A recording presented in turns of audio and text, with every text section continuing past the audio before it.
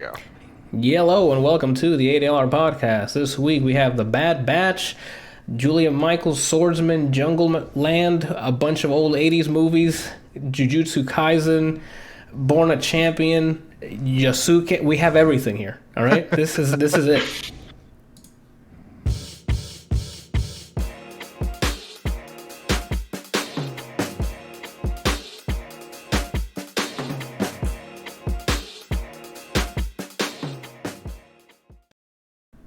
Say again. I should check to see if mine was only like $20 to get the layout and stuff that I have, but I don't think it came with an intro. I should check to see if there is one though. Oh no, this intro was made by Randall and Brian. I know. What's it like to have his love? I mean, inside me? The intro's nice, man. I never watched your stream before. I like it. I'm gonna watch him from now on, Brian. That'd be great, and tell everyone else you know to watch it. At least you get if you watch his stream, at least you get sexy chocolate on there. That's also true. I see that. Randall's got a camera up in there. Look at that. I need to set up the camera correctly because the lighting's not working. It's like overexposed behind him, so he looks like he's coming from heaven itself. Yeah, it doesn't matter. He's a beautiful man. That's what it should look like. Okay, let's get it. All right, so as you guys can hear, we have a guest this year. Not this episode. This entire year. It's the only guest we're gonna have this year. Well, you never know. You never know. We could pop in with some other stuff here, you know. So, new guest, state your name and where you're from for the people at home. I am. You want me to use my real name or my gamer tag? Whichever. That's up to you. It's All right. America. I am Skippy. First name Nick. I live in Charlotte. I am a computer programmer along with the nerds over here on Brian's stream. You mean wizards?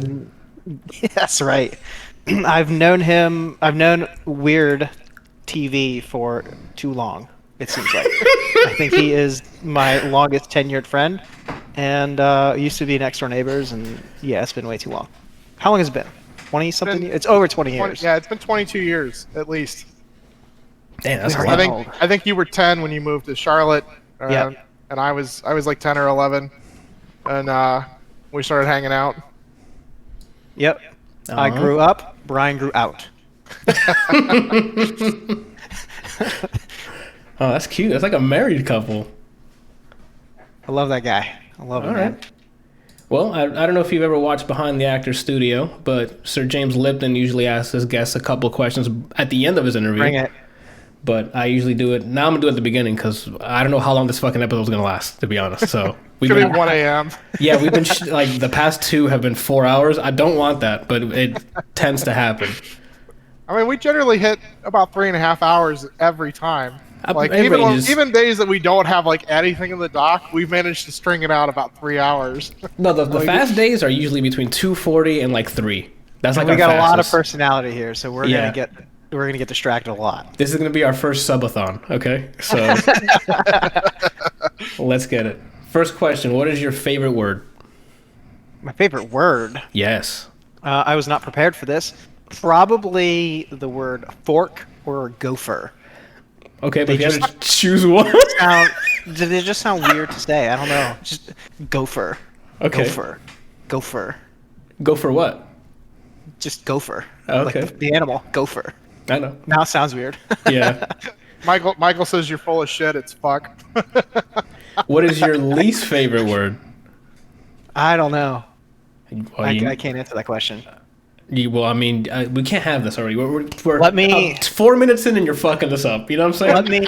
Let me come back to that question. I'm gonna think about that one for a little bit. What turns you on? What turns me on? Yes. Let's see. My wife. Okay. What turns you off? My Kelsey, don't say his wife. I see it in his eyes. That was Kelsey's answer for you. I was gonna say Kelsey. Oh, okay. What was your answer, Nick? Sorry. My kid's screaming. Gotcha. Not fun. What sound or noise do you love? I'm gonna come back to that one.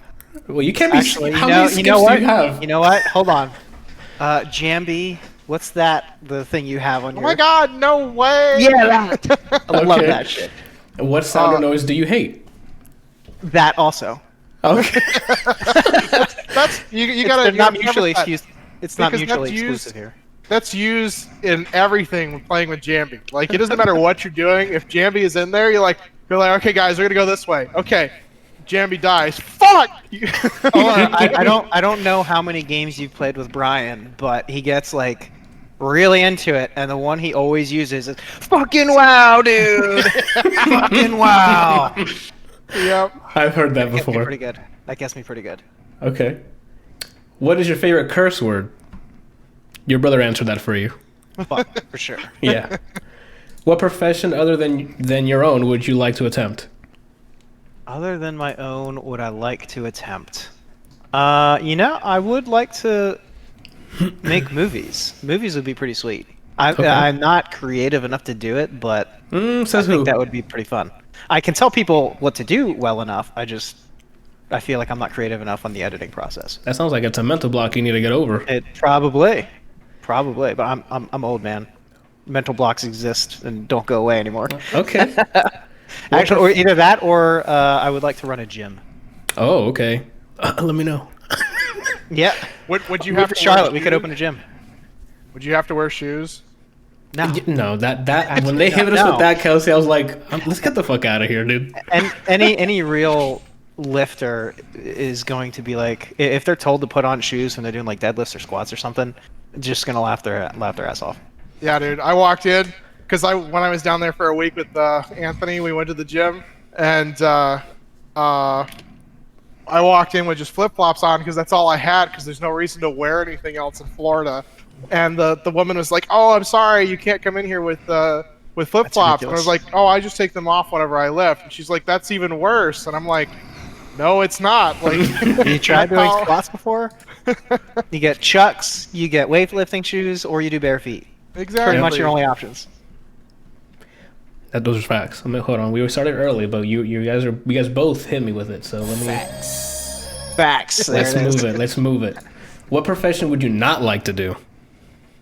I would not like to. I mean, there's anything really. If the money's there, I would do anything. Okay. So there's a funny story with my old boss where we were sitting in the office discussing what we were going to do for programming something, and we got on the subject of Fortran, and he's like, "Ain't nobody here want to develop Fortran," and I was like, "Dude, you pay me enough money, I'll stand on the corner naked."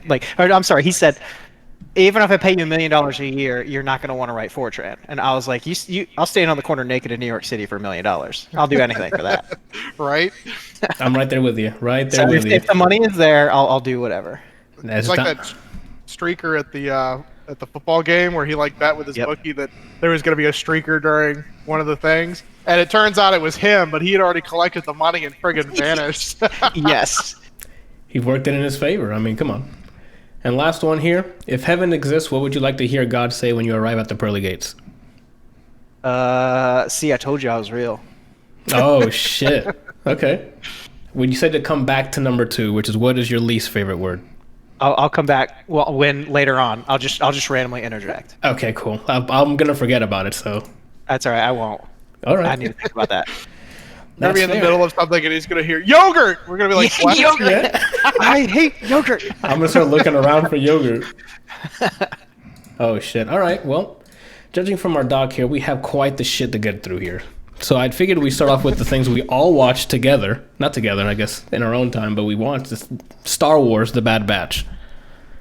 A new animated series by I don't know if it's the same team as the Clone Wars or not, but they're here, same style. It's great. It's on Disney Plus. First episode aired on May 4th. May the 4th be with you. They timed it on purpose, clearly. And the second episode came out that Friday, which I did not know until too late. So we could have watched both, but here we are. We're going to talk about the pilot anyway. 72 minutes of introductions, pretty much, and mode, I guess, setting up the mission, I guess, for the rest of the season. I don't know what do you guys think of it? Randall, you're the one wearing Star Wars shirt right now. What do you? I loved it. I think it's great. I love the story. I love the characters. My favorite character is Hunter. Oh, okay.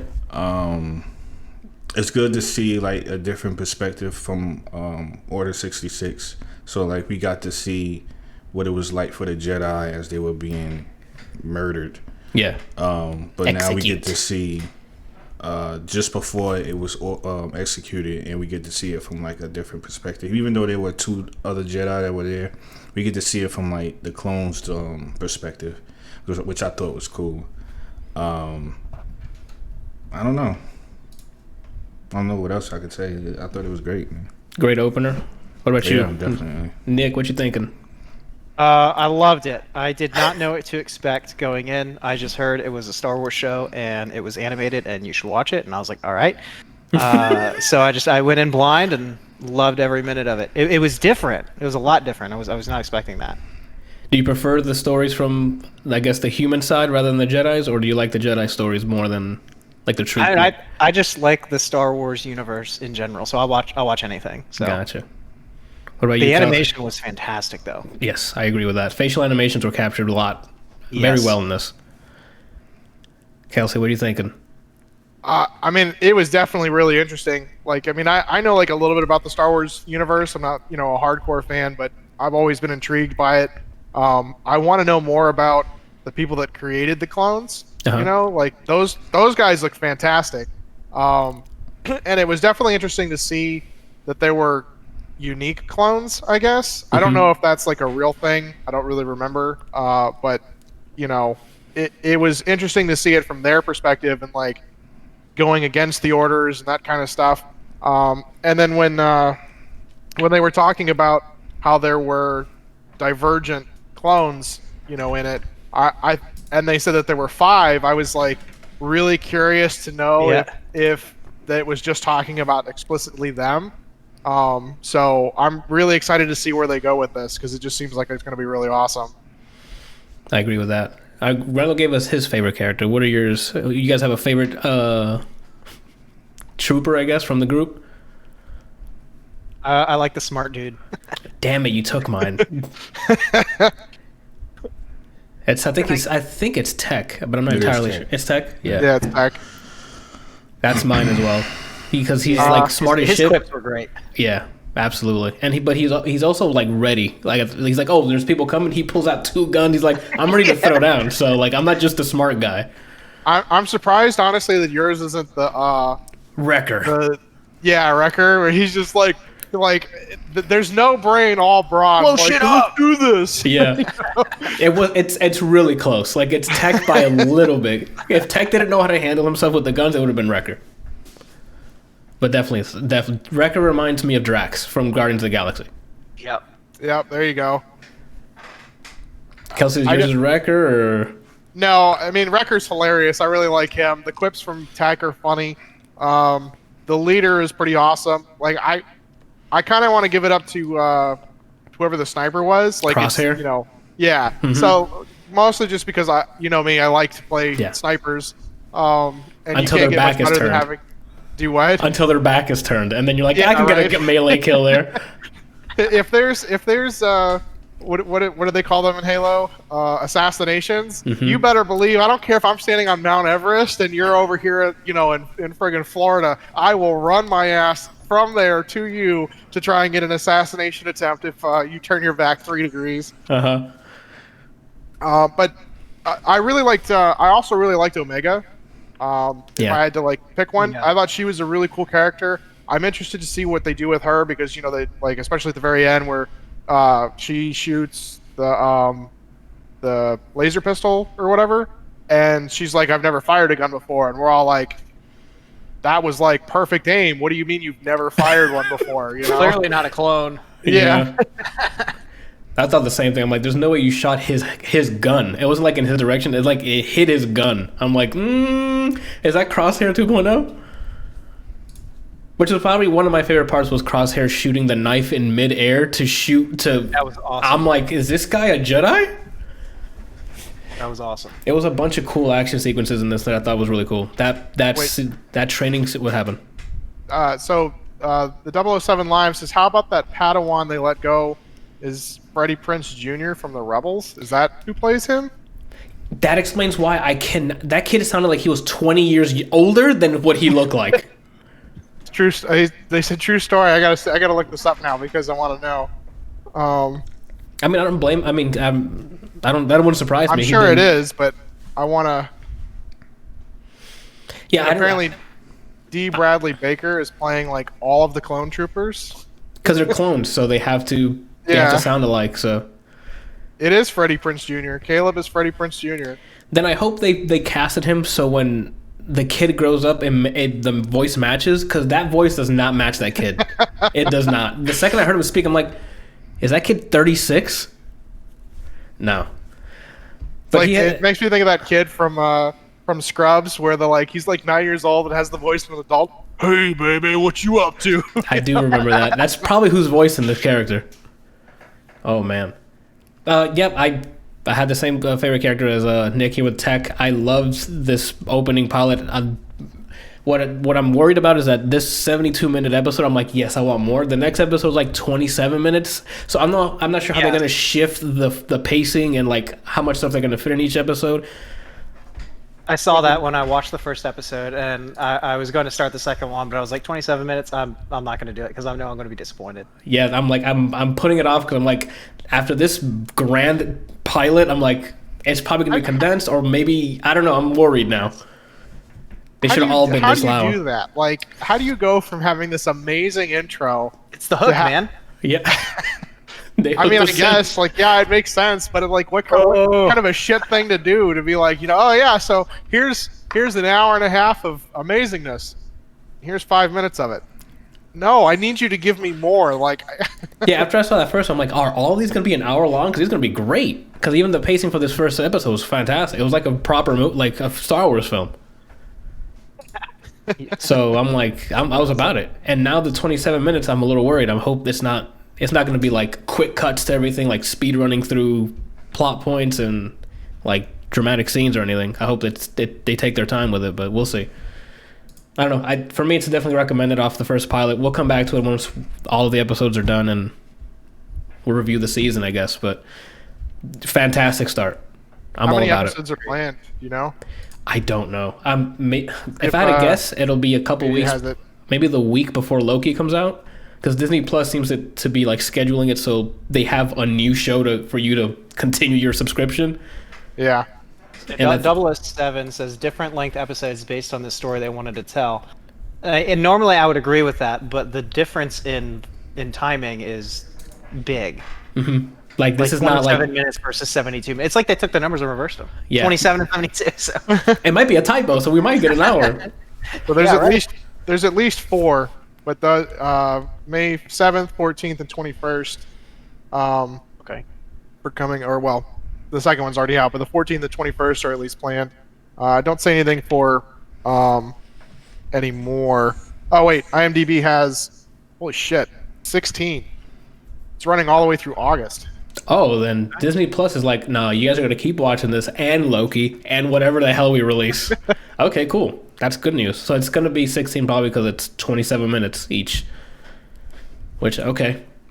I still want the hour. I would rather have at least 45 minutes to an hour. Yeah, I would gladly watch 45 minutes to an hour of that because even when I thought I don't even know that I had the thought man, this is just going on forever and ever and ever. No, this was I want to know what happens next. Yeah, exactly. Yeah, I'm on the same boat there. So I was surprised. I sat down to watch it, and the first time and saw that it was 72 minutes, but I was like, I don't have enough time for 72 minutes. And then I watched it, and it went by like nothing. Because you're like, oh, the pacing was fantastic. It was this happened. Yes. It was either a high moment. They gradually went to dialogue that was important because plot and what was happening with Order 66. The meeting with Tarkin all flowed naturally. It was great. So now I don't know if I'm just going to wait every 3 episodes and then we'll watch 3 episodes at a time. Just so we can match the first one. Go ahead. 007 said the third episode is also going to be 28 minutes. Yeah. So it looks like they're going to do a 30-minute thing. Yep. For each one. Which explains the 16 episodes then. I'm okay with that. It's just the disparity between 72 and 27 is crazy. Yeah. It's not like you're going from just 47, 50 minutes to 30 minutes. Yeah. That's over an hour dropping all the way down to 30 minutes. That's a little disappointing, but I guess it's whatever. That's why, like I said, I might just wait for 3 episodes to be behind and then binge on 3 episodes, then wait 3 weeks and then binge 3. so I can get the sort of the same effect. That's exactly what I'm gonna do. Shoot. All right. One down. Only 37 to go. 37. Yeah. Yeah, that's exactly what I was gonna say. Was 37. You guys are, what is it, 22 years? Yeah, it shows. Oh, snap. Well, I guess, Nick, you need to follow up on Kelsey's review on Shadow and Bone. He gave us a thumbs up here. We want to know if it's 2 for 2, if you disagree completely and he's fucking crazy, or what are we doing here? Shadow and Bone. I loved it. So I'm going okay. to I'm going to set the stage a little bit though, because it's like it's a young adult show, and it is very, very campy in everything young adult.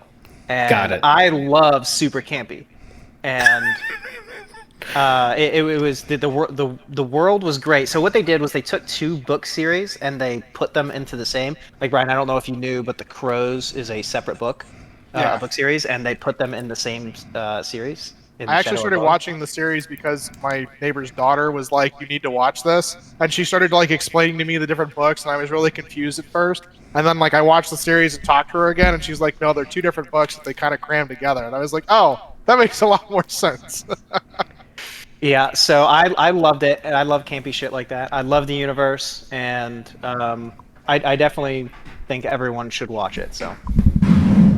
If you like that type of stuff, and that's why I precursed what I was going to say with it's very campy. And they do all the young adult tropes, like 2 people that grow up together and then they get separated and then they figure out they love each other and then they write notes to each other that never get delivered, that say all their feelings, and of course they don't get to see what each other says. It's like it's the same tropes that you see in every young adult show or book, and they do it all, but I love it. So You've seen His Dark Materials, right?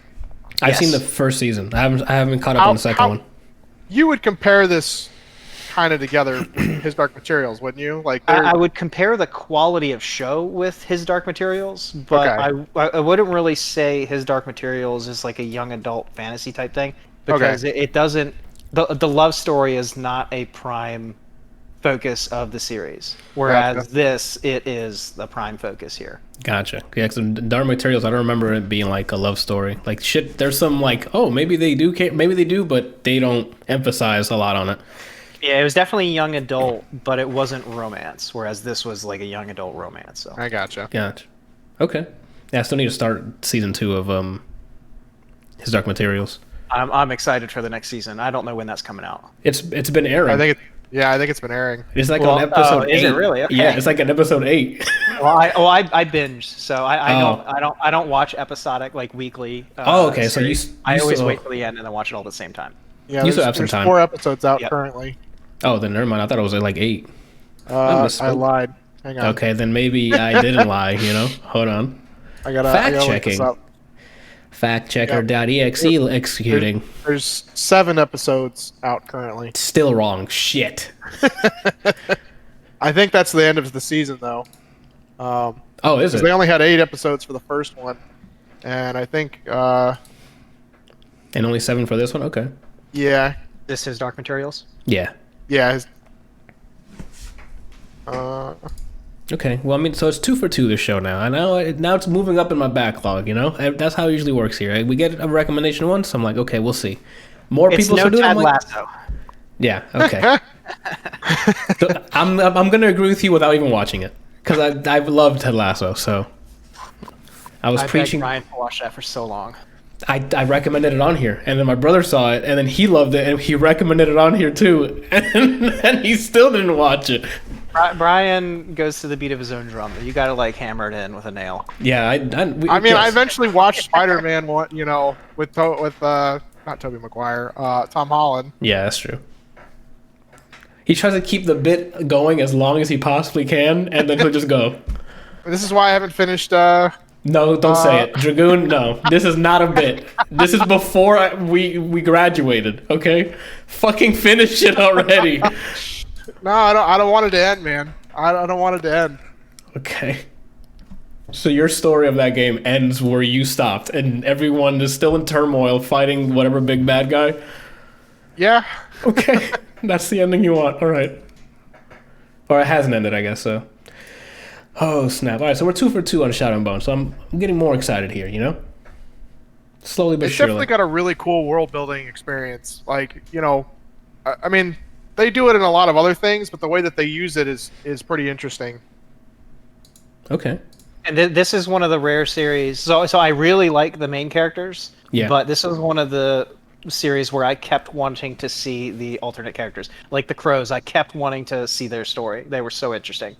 Do you think it's more interesting than the main ones, or? Oh yeah, absolutely. And they share screen time though. Okay. It's shared screen time, so you get a good deal of both. Got it. And Okay. it was awesome. The Crows are the ones that own the It's that little group, the thief group. yeah, that owns the what's it called?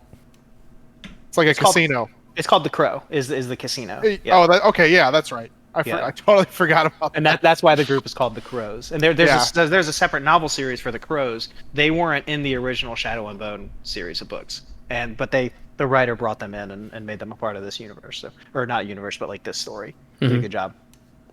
Okay. All right. Yeah, Airbender, but young adults. That's right, Michael. Good job. Pretty much what it Airbender, felt like. but Like the last like Airbender, Avatar, but yeah, like the Okay. Avatar cartoon show. I but recently young just adults. saw that. So if you say water, I'm in. Like that's still fresh in my head. I'm Yeah, pretty sure so- that's Go ahead, what I use to compare it to, because they have like firebenders great and comparison. airbenders and that kind of stuff in it, and then people that can do all sorts of other things like just make items or heal people or Yep. like all sorts of things. Watch it with subtitles on, because the bending, I guess, like the magic casting, they all have different names and they're like really weird. Like there's Squalor and like a okay. shadow thingy and thought you- summoner, and like they have weird names. Got it.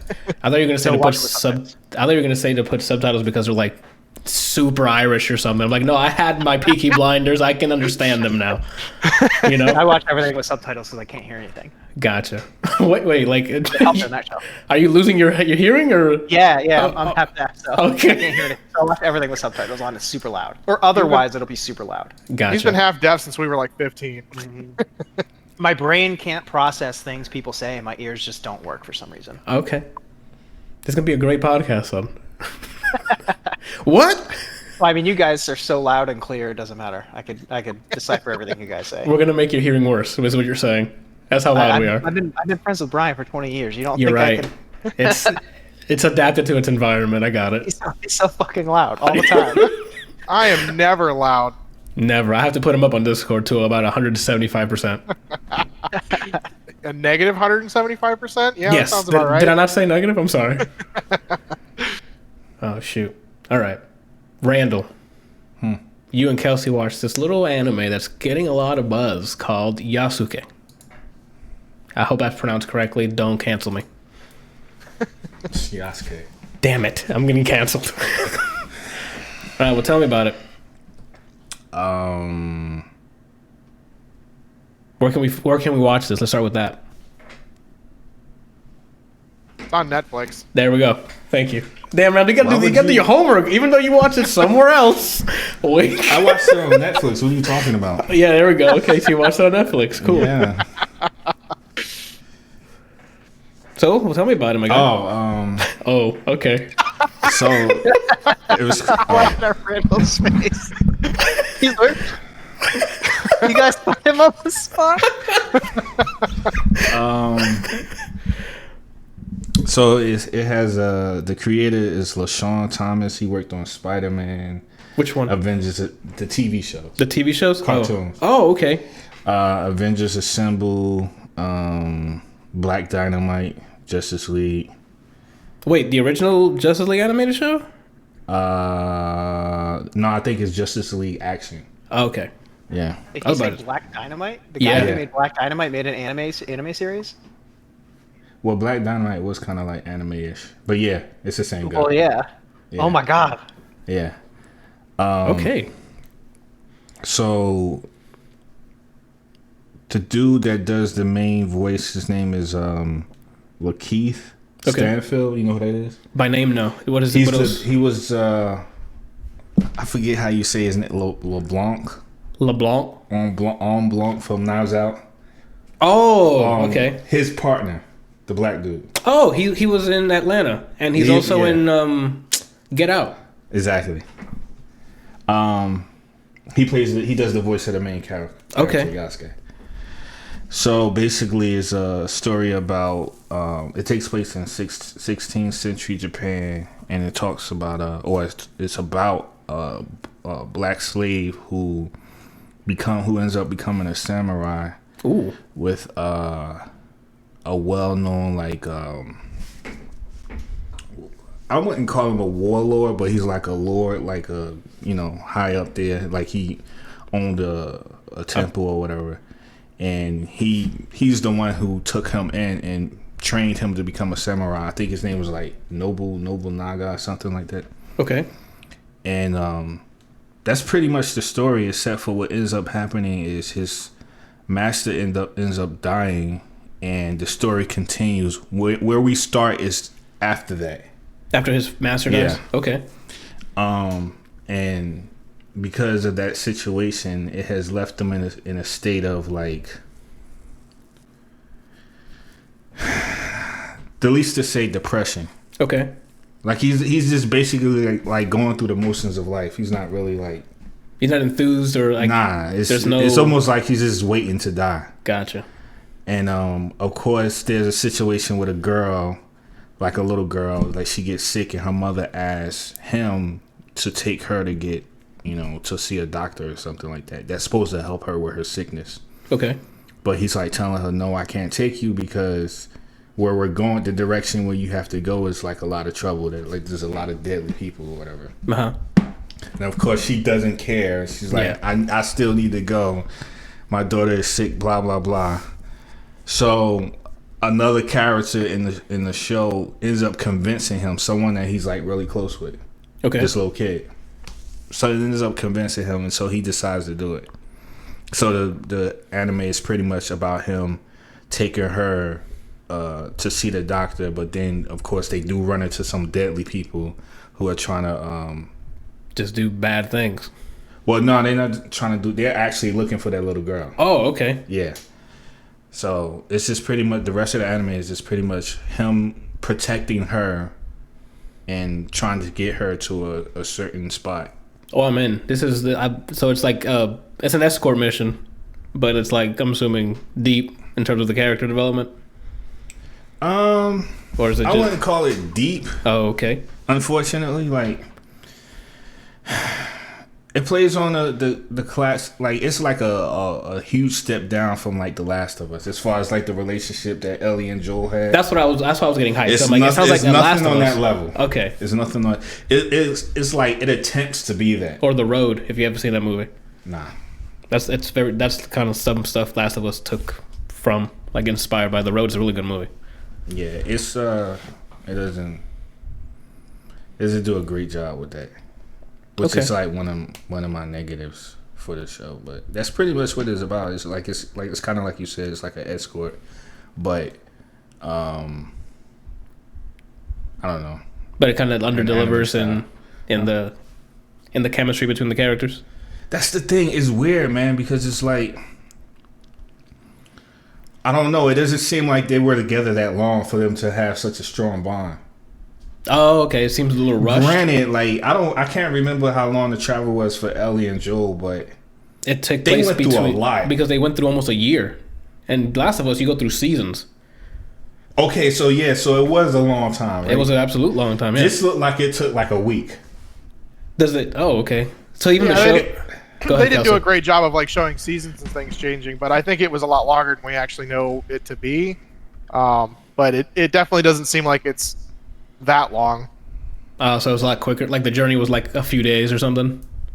It did not do a good job of showing time has passed. Like nothing changed. Like their physical appearance didn't change. Nothing. It was just like I just picked you up last week and now they're closer than ever. Here. Well, sometimes the chemistry is like that. You meet someone for the first time, you hit it off. It didn't seem like that, or I mean, I could understand like near-death situations, like drawing people closer together. Yeah. That part makes sense, but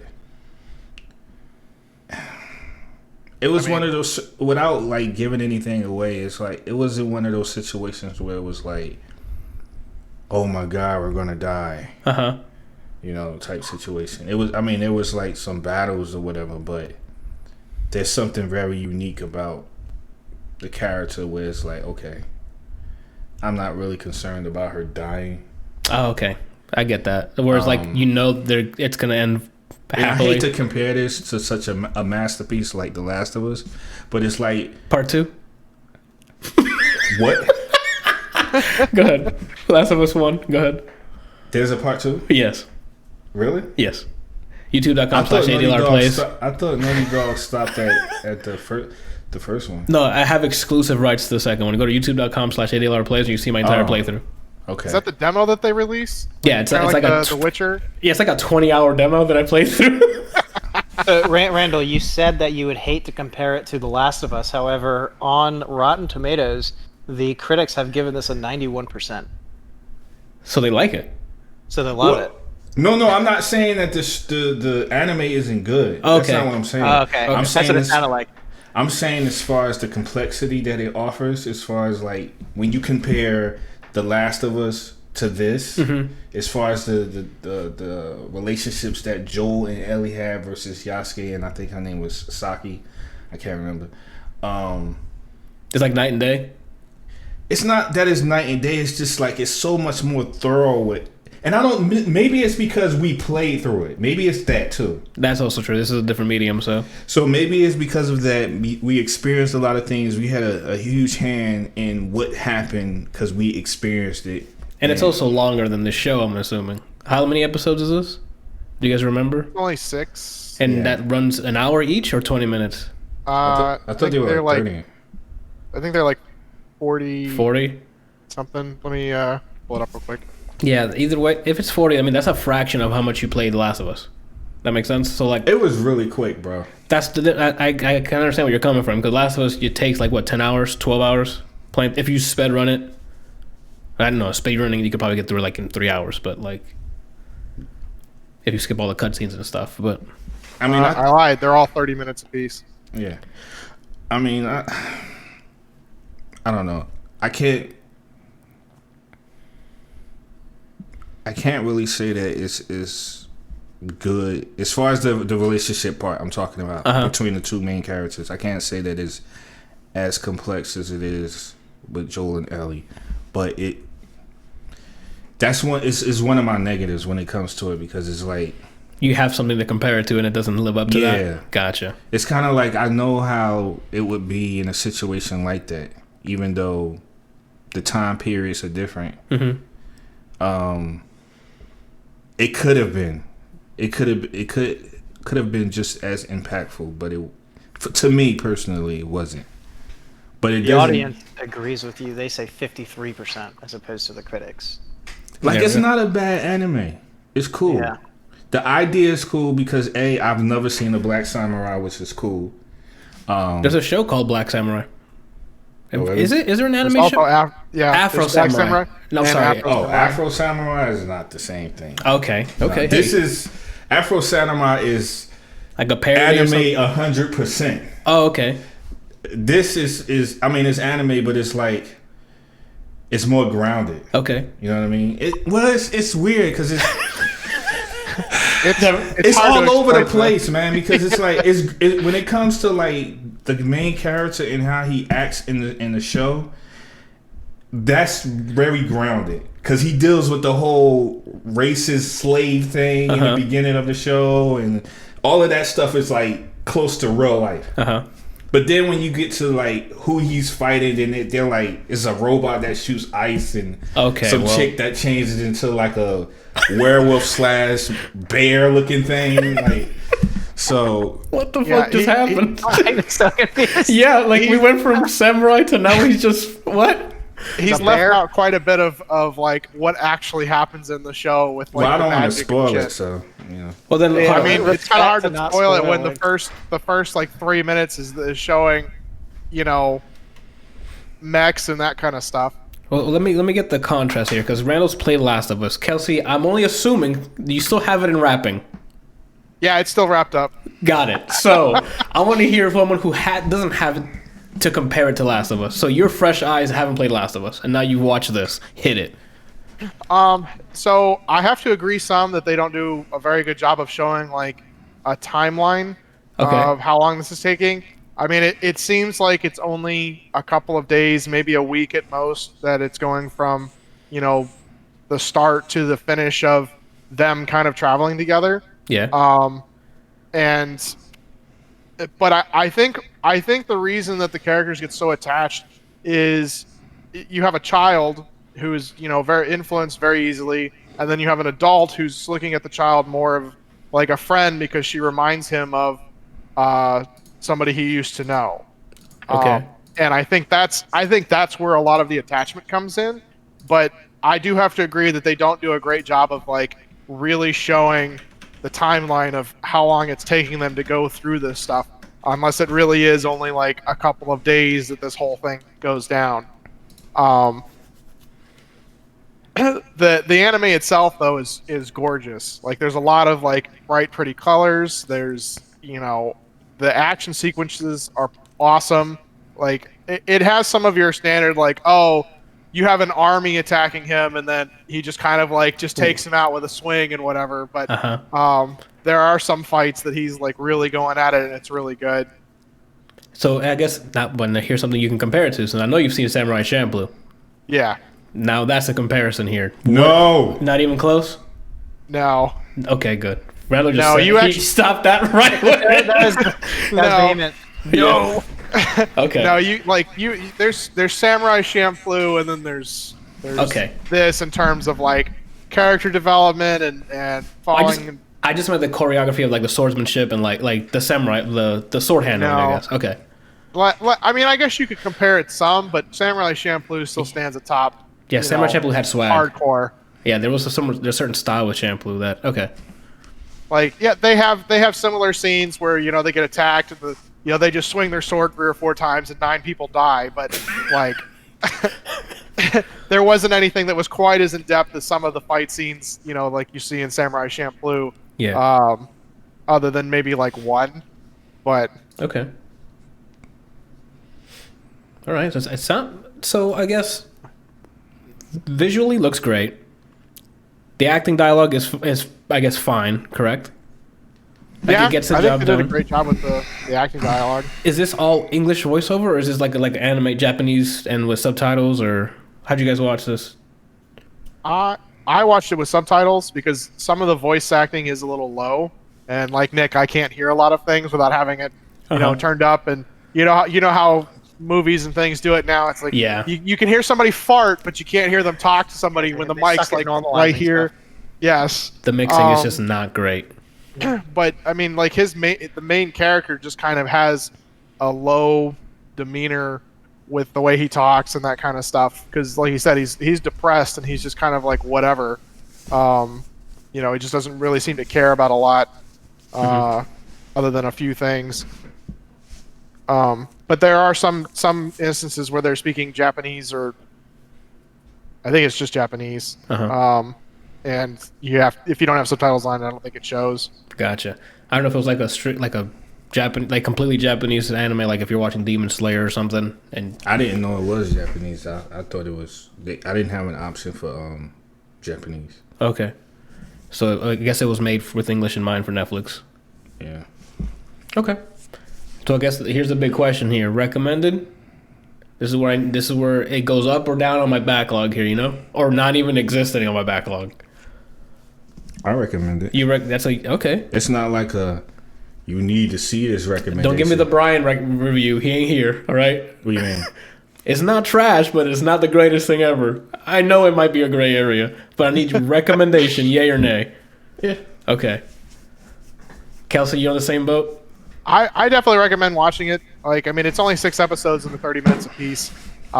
It's a little confusing at first because you just get blindsided by stuff in the very beginning, but and they don't really give you a ton of backstory on things. But all in all, like I think they did a great job. Like you get to see the anime or see the view through his eyes and like how he goes about things. So cool. Okay. It made it to my backlog, but not before I finished watching Invincible. No, you need to watch Invincible first. No, you need I'm to finish that. Yeah, I'm halfway. We're halfway. Whoa! Yeah, I already watched the first 4 episodes, so. What you think so far? I'm loving it a lot. I like how they're handling the him become like the what is it? What's the term? The coming of age as a superhero. It's handled very well. The relationship with him and his father. It's not one note. It's very complex due to what we know of Omni-Man and what's happening. Even what's that guy who keeps teleporting everywhere? The main dude, Cecil. Cecil. Yeah. He's my guy. That man does not give a fuck.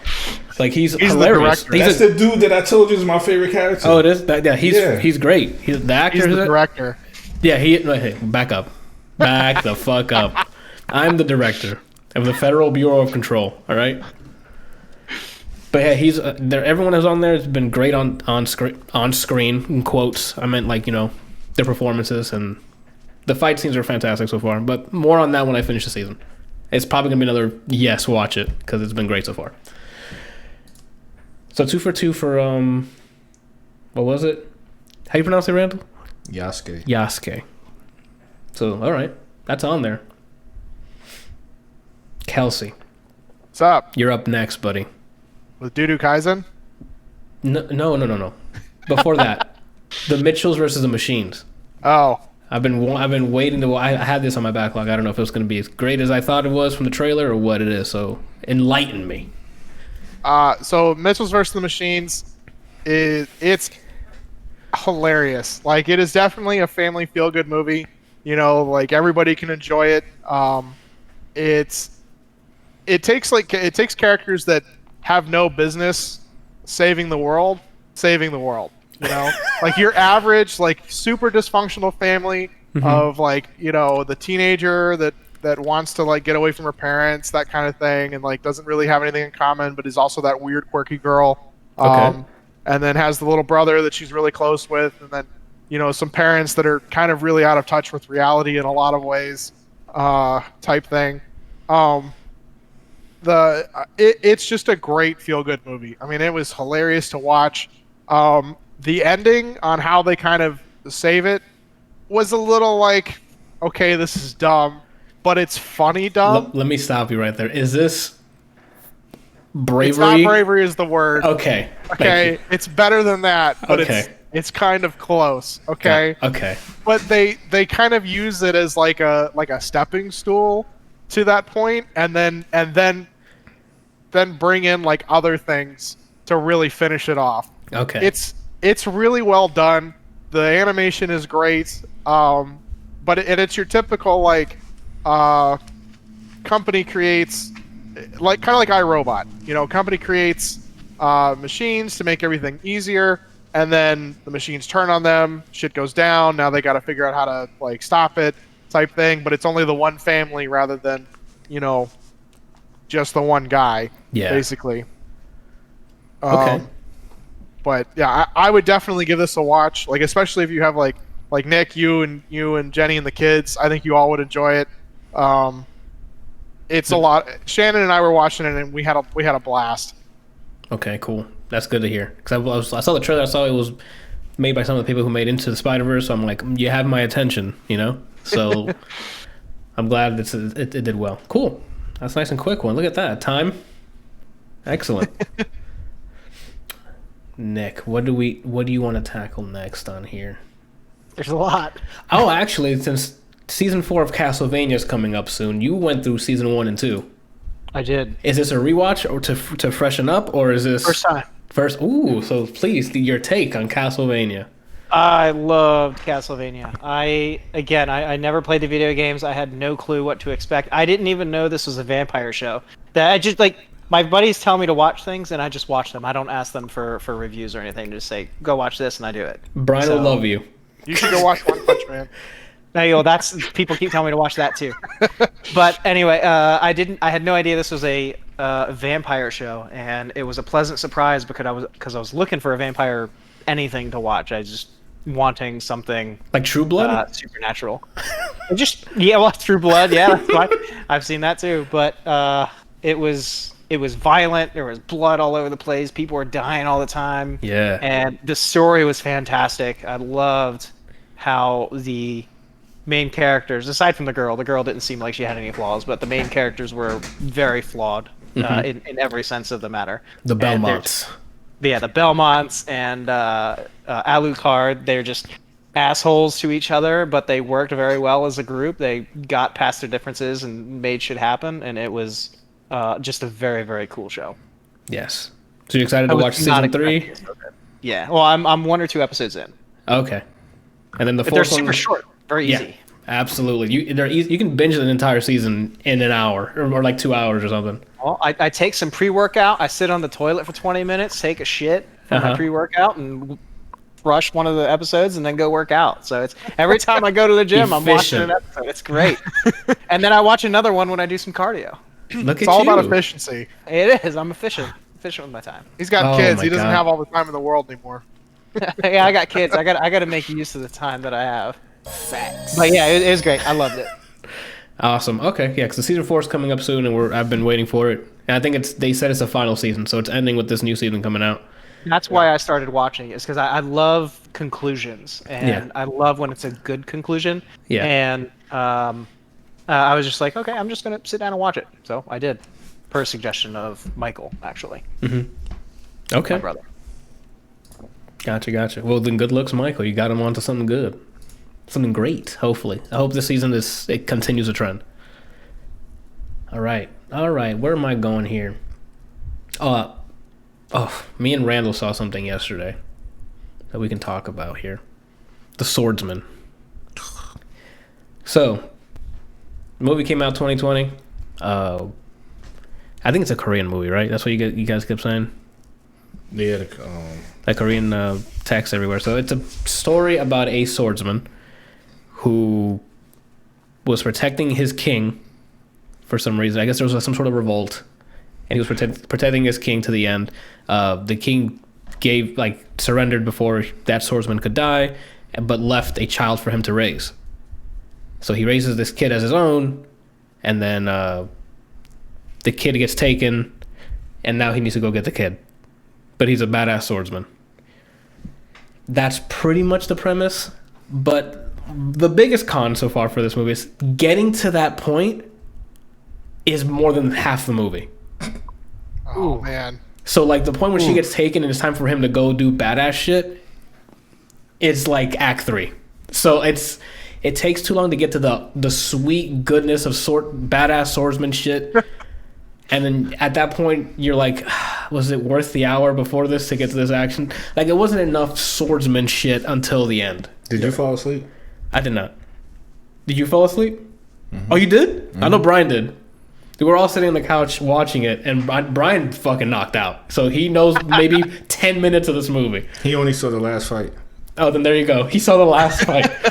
So he's probably going, "Oh my god, this movie's sick! I gotta rewatch it." Yeah, and then and then he's gonna be pleasantly unpleasantly surprised. Yeah, he's gonna be like, "When the fuck does the action start?" Yeah, it doesn't. The pacing is off in this, like to the point where they try to do political scenes like to get to that point where it's like, oh, the lords and the people who own the place are making moves, but you don't care because you're jumped into the middle of the thing happening, but they don't expand on it in a way where you're like, oh, I'm behind this guy. I like what he's thinking, what he wants to do with this land or like to the nation.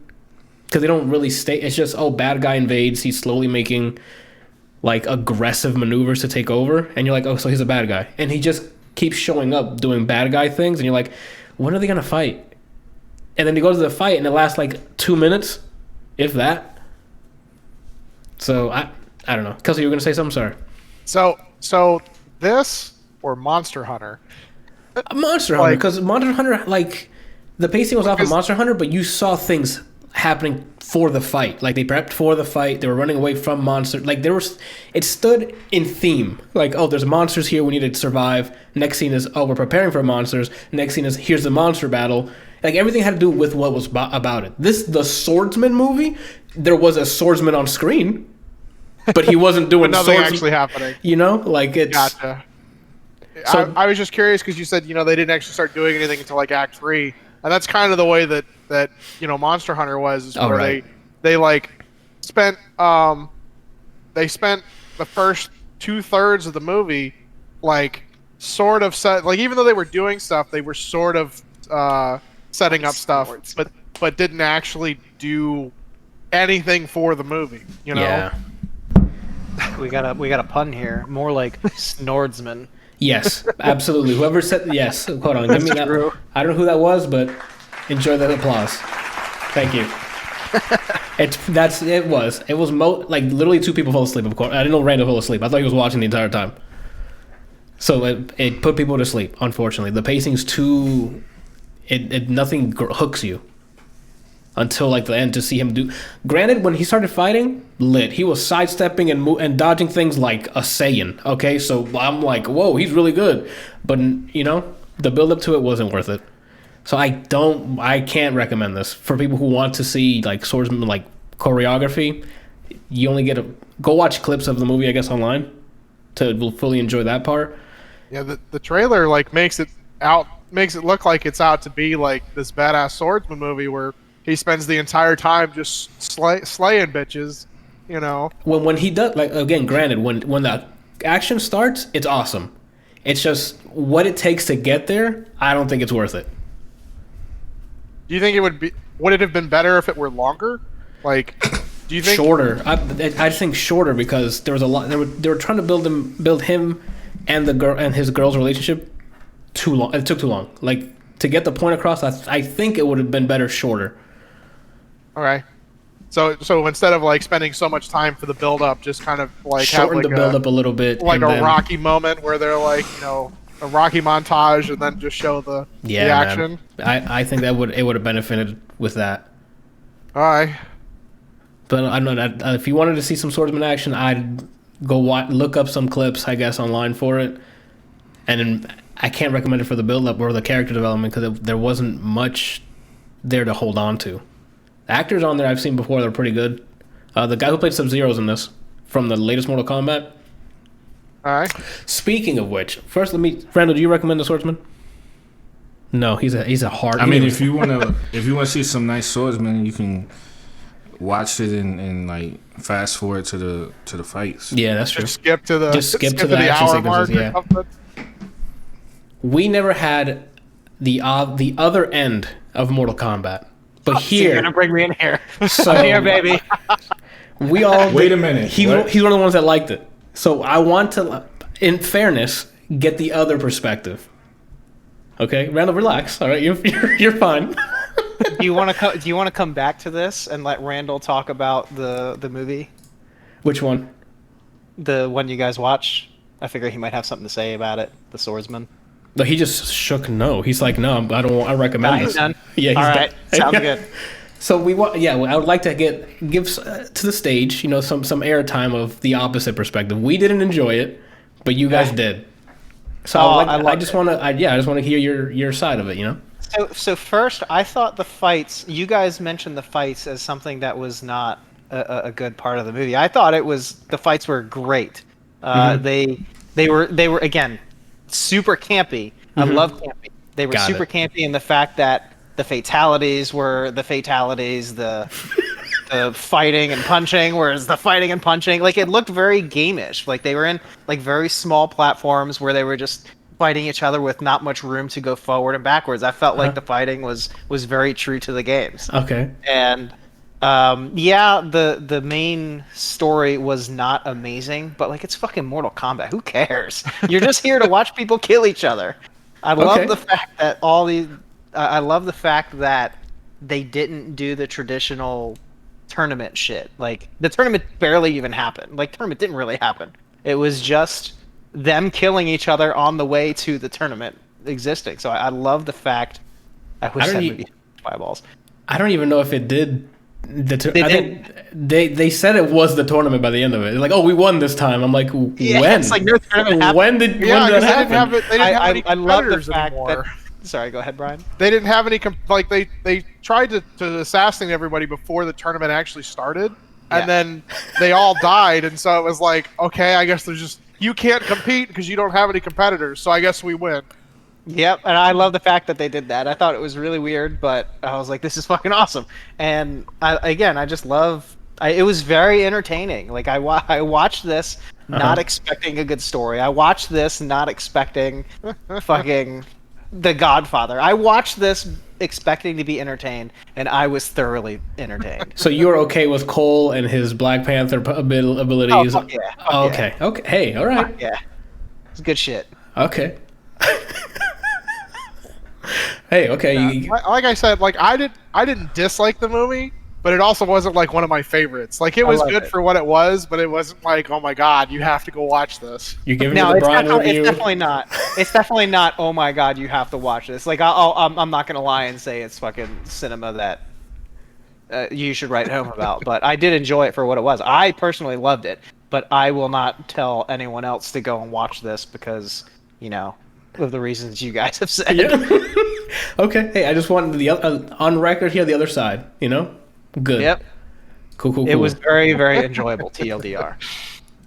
Gotcha. Okay. That's fair. Oh, snap. I figured that was gonna come up sometime. I just because what reminded me is because the guy actor who plays Sub-Zero in Mortal Kombat is in The Swordsman, and I'm like, when I saw it, I'm like, oh, he's in Mortal Kombat, and then now talking about it, God damn it! yes, He's like, oh, fuck. he's like, I'm gonna try. Everyone, He's also in the raid. everyone's entitled to their opinion. So Yeah, he is also in the raid. You're right. What is it?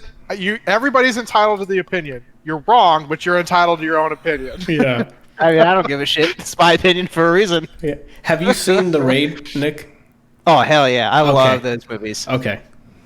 I was gonna say you need to like stop this right now and go watch it. I'm just kidding. The Raid and the Raid 2. Yeah.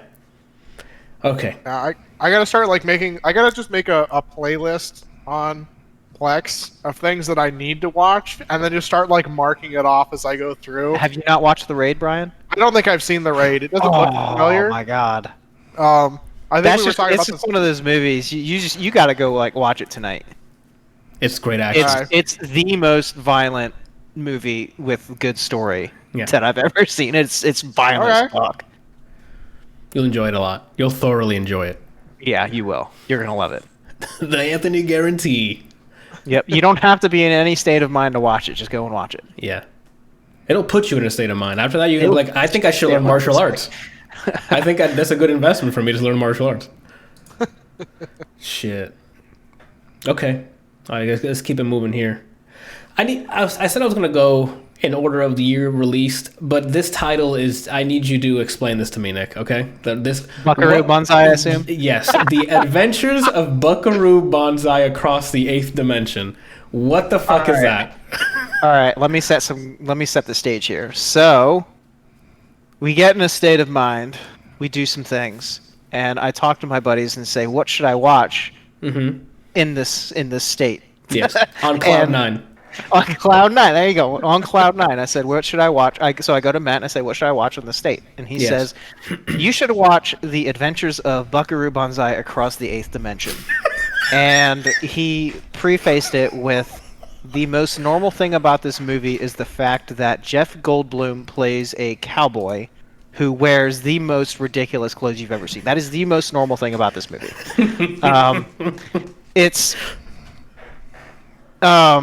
I'm trying to figure out how to describe it. So, what's the synopsis? What do we start with? What is the motive here?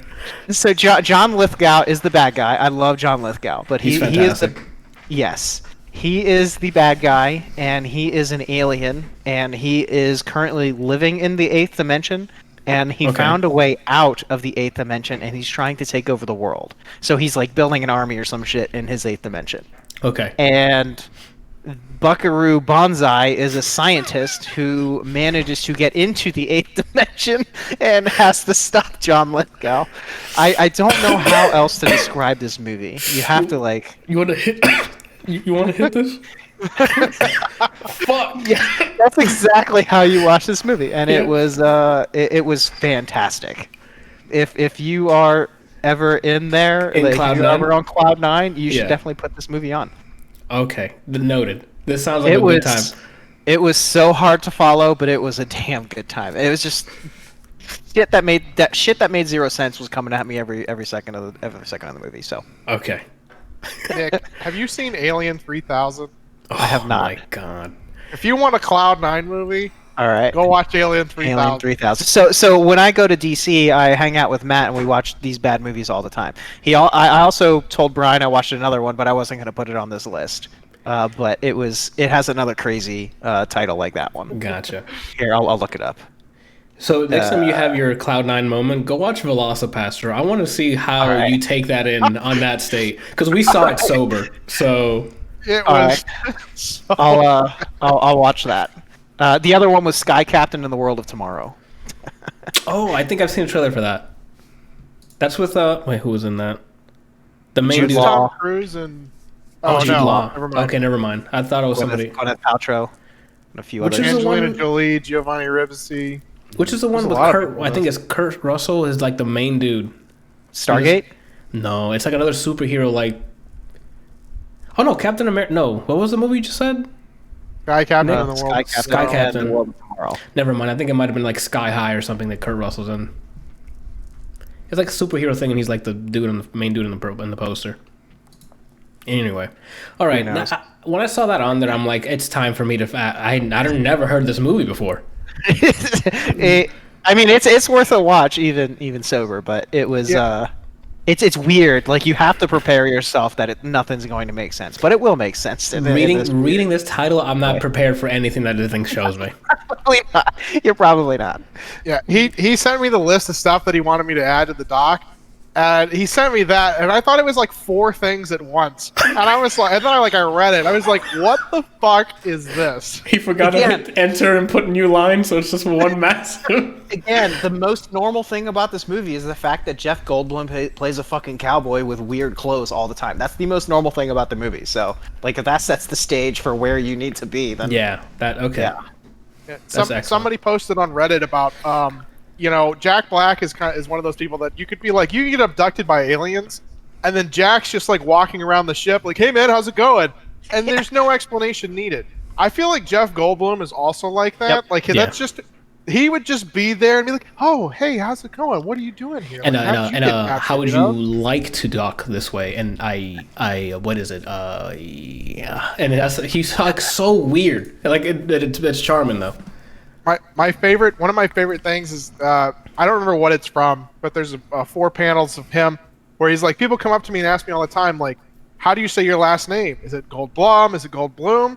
And I look at them and I go, how dare you talk to me? Oh, so Matt was not the only one that suggested this. Lee also suggested this movie to me. So, There you go. solid suggestion. This is definitely gonna be in my backlog for whenever I go. I'm on cloud 9 or 8 or 10. You know, like I'll. Even drunk, just it's fucking weird. When I saw that name, I'm like, I'm gonna have to ask him. Buckaroo Banzai. It's gonna be a username for me when I'm trying to Buckaroo Shit. Banzai. Shoot. Okay. Kelsey, What's up? you said doo-doo Kaisen, so I think you didn't like this anime show at all. So, what do you No. think of Jujutsu Kaisen? Nice. I thought it was great. Like, I was talking to Adam about it and like breaking it down. Like, it's not really that much different than Yu Yu Hakusho or Bleach. It's all, there's some sort of energy. There's like some sort of demon type race, and a society that's trying to like prevent things from happening. Like the Men in Black. I thought it was really awesome. The first couple episodes, like the first episode was great, and then it felt a little boring in there somewhere. But then, like the very end of it, I really enjoyed. The teacher, Gojo, or whatever, is Gojo. overpowered as fuck. You don't have to tell me. I saw what he did to that kid. Oh, but the infinity between us, and I'm like, okay, here's God. Basically, and like he runs around the entire time with a blindfold on, and then shit's getting serious when he takes it off. Yeah. Like Kenpachi would be like, he and Kenpachi should like team up or go against each other, because I would love to see that fight. That would be Okay. the end of the universe as we know it. Bunkai. Yes. No, I thought it was awesome. Like what's her name? The first year Kusanagi. What? The names are weird to me. If you could describe them to me, I'll know. Like gun lady. The redheaded chick that hits the nails. Okay, cool. I know you're talking about. I'd marry her in a heartbeat. The useful Sakura. Got it. she is Nobara Kugasaki. Yeah. Okay. She is incredible. Like she's awesome. Yes. She is hilarious. Like I love her banter with everybody, and then like the episode where she's like getting like the poison in her, and she's like, "Well, if I'm gonna die, let's play chicken here." Yeah. That was just incredible. Every time she uses it on herself, I'm like, it's worth it. I guess it's for your team. Well, no, I mean, if you're really in a position where like this is it, like you might as well do as much damage to the other team as you can before you're out. Because it's like, what's the point, Yeah. She knows that and acts on it immediately. I loved Panda. Yeah, so did we. There's probably gonna be some spoilers in here. I love that the 1,000-year-old principal fucking rails a guitar for his weapon. Yeah. Like he just looks like this. Like you have this character that's just this old, frail guy that like can't keep his eyes open, and he's got the like really long. He looks like Master Roshi, only even more fragile than him. Yeah. And has this cane that he kind of like slowly like moves around with. And then there's an episode where shit's going down, and he's fucking running, like hauling ass, like oh my god, I can't remember her name. Ray Lynn did when she forgot the rings at the wedding. Like he's just booking it. And then like they get into a fight, and he suddenly is wearing like a metalhead outfit and has a guitar and is like just jamming out on a guitar to attack people. And I was like, what is this? It's a very over the top stylish show, and it's great. What are your thoughts on the Sukuna guy inside of what's his name? I forgot the main character's name. Yuji, yeah. Itadori. Yeah. So Sukuna seems like he's interesting. I'm wondering how much of it is that he's a vessel that can actually control him versus he's letting him be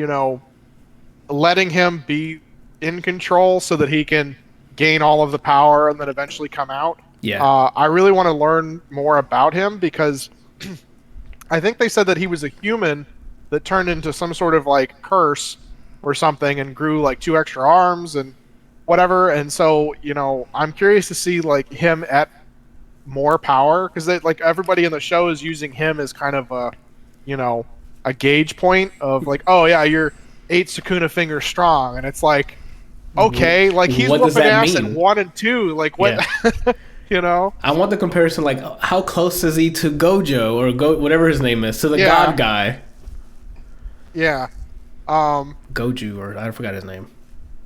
But the Kakashi of the group. I love Gojo. I think he's absolutely hilarious because he's got that like carefree attitude, doesn't give a fuck about anything because he doesn't need to. Like he's just. I think Saitama from One Punch Man would have a problem with him. I think Saitama would still win, but I think Gojo would give him a run for his money. And that's what's difficult about anime characters because they have their own fucking weird magic rules. So how can you compare both of them? But, what's your favorite part of the show, and why is it the ending credits of the first half of the show?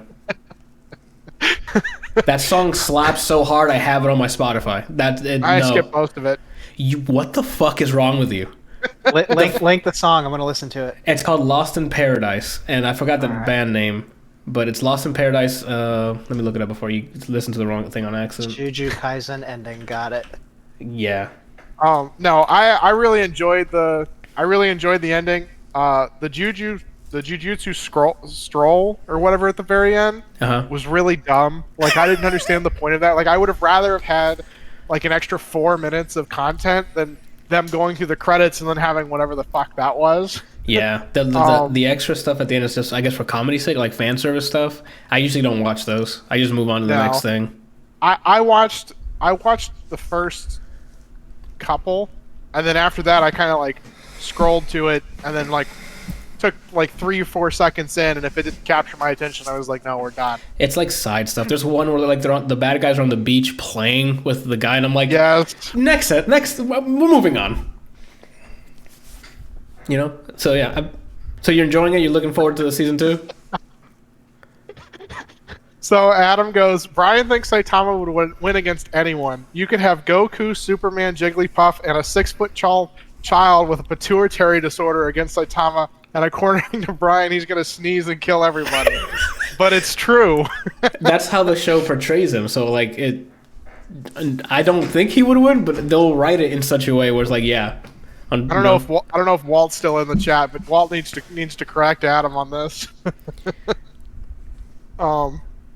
Yeah, I mean, I definitely recommend the show. I kind of binged it. So you didn't have to wait. Yeah, I just 2 days, just kind of like watched the whole thing.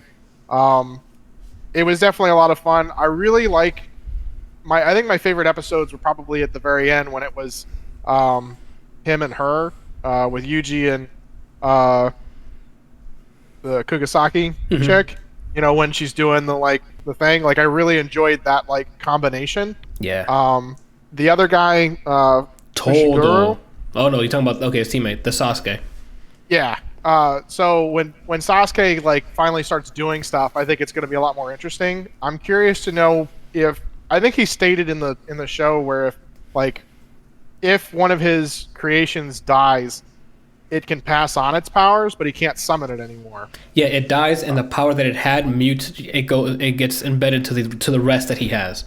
That's why when he summoned the other dog, and he was black and white, that was the fusion of the extra power, the extra demon energy that was dissolved from his other one. Spoilers. Yeah, but I'm curious to see if he can summon how his power kind of works, and why it is that Sukuna is interested in him, Because I think since Sukuna's gonna have so much power, he could probably conjure crazy shit.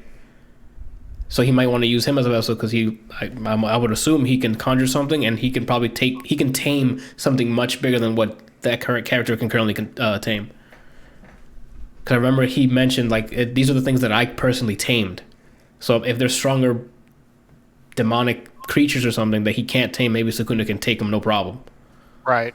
But this is just guessing, I guess, from the show. Cool. So your favorite character is Saburo? Saburo? Who? No, the girl. What's the girl's name?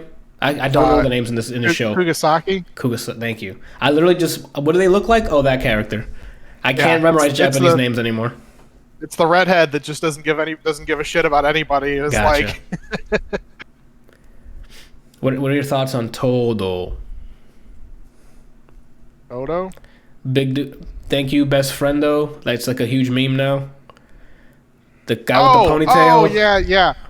I he's hilarious. I did like it when they're at the event, the sister event, that they when he and Yuji were fighting together. That was very well done. I really enjoyed the pairing with the two of them. I think he is somebody that is going to be someone. He's going to be a reckoning. Okay, he's currently a problem. He's already with his teleport shit. He's already a problem. I thought that was interesting, seeing how amazingly confident he is in his abilities and everything that he does. He's getting smacked the fuck around by Yuji, and he's just "You're doing great. Keep it up." He's dissecting and giving him pointers as he's punching the shit out of him. Yeah, he's you're doing great, but you could do better. Yeah, it's good stuff. That dude is ripped as shit. Oh, that's goals. Todo is goals, my guy. If I can get first of all, I'm never gonna get that tall because he's tall as shit. But that's big. That's lean muscle. That's huge lean muscle right there. He's like the mountain. If the mountain was just shredded. Who is Todo? He's one of the characters in Jujutsu Kaisen. One of his abilities, he literally claps like this. He just claps and he can teleport his position with somebody else or someone else's position with somebody else. He just teleports people and shit everywhere. Oh, that's convenient. Yeah, and that power is used for a crazy battle sequence in the show. Tikken Cherryaki says the author said he based Toto on Kenpachi, which makes a lot of sense. Bunkai. Yeah, it's great. I mean, he's a very fun character to watch on screen. He was a little annoying at first, like when you first like meet him and he fights Fushiguro. Oh, but then like he starts fighting with Itadori, and you're just like, okay, I can get on board with this. This is interesting. When he spoilers, I guess, but Toto's like thing is the type of women you're into, and he'll judge your friendship by that. So when he first meets the main character, he said the exact name he wanted to hear. The man started visualizing a friendship he had with this guy he's never met. For a good like 2 minutes, you like it's a montage of the friendship they have, and then it cuts back to him with man tears in the middle of a fight. It's not even just him visualizing it. He fully believes that they like went to middle school together, have like high school together, and the whole 9 yards. And the hilarious part is that when he asks the main character what kind of women you like, he says, I don't know, tall women with big asses like Jennifer Lawrence. Yeah, the woman they chose, I'm like,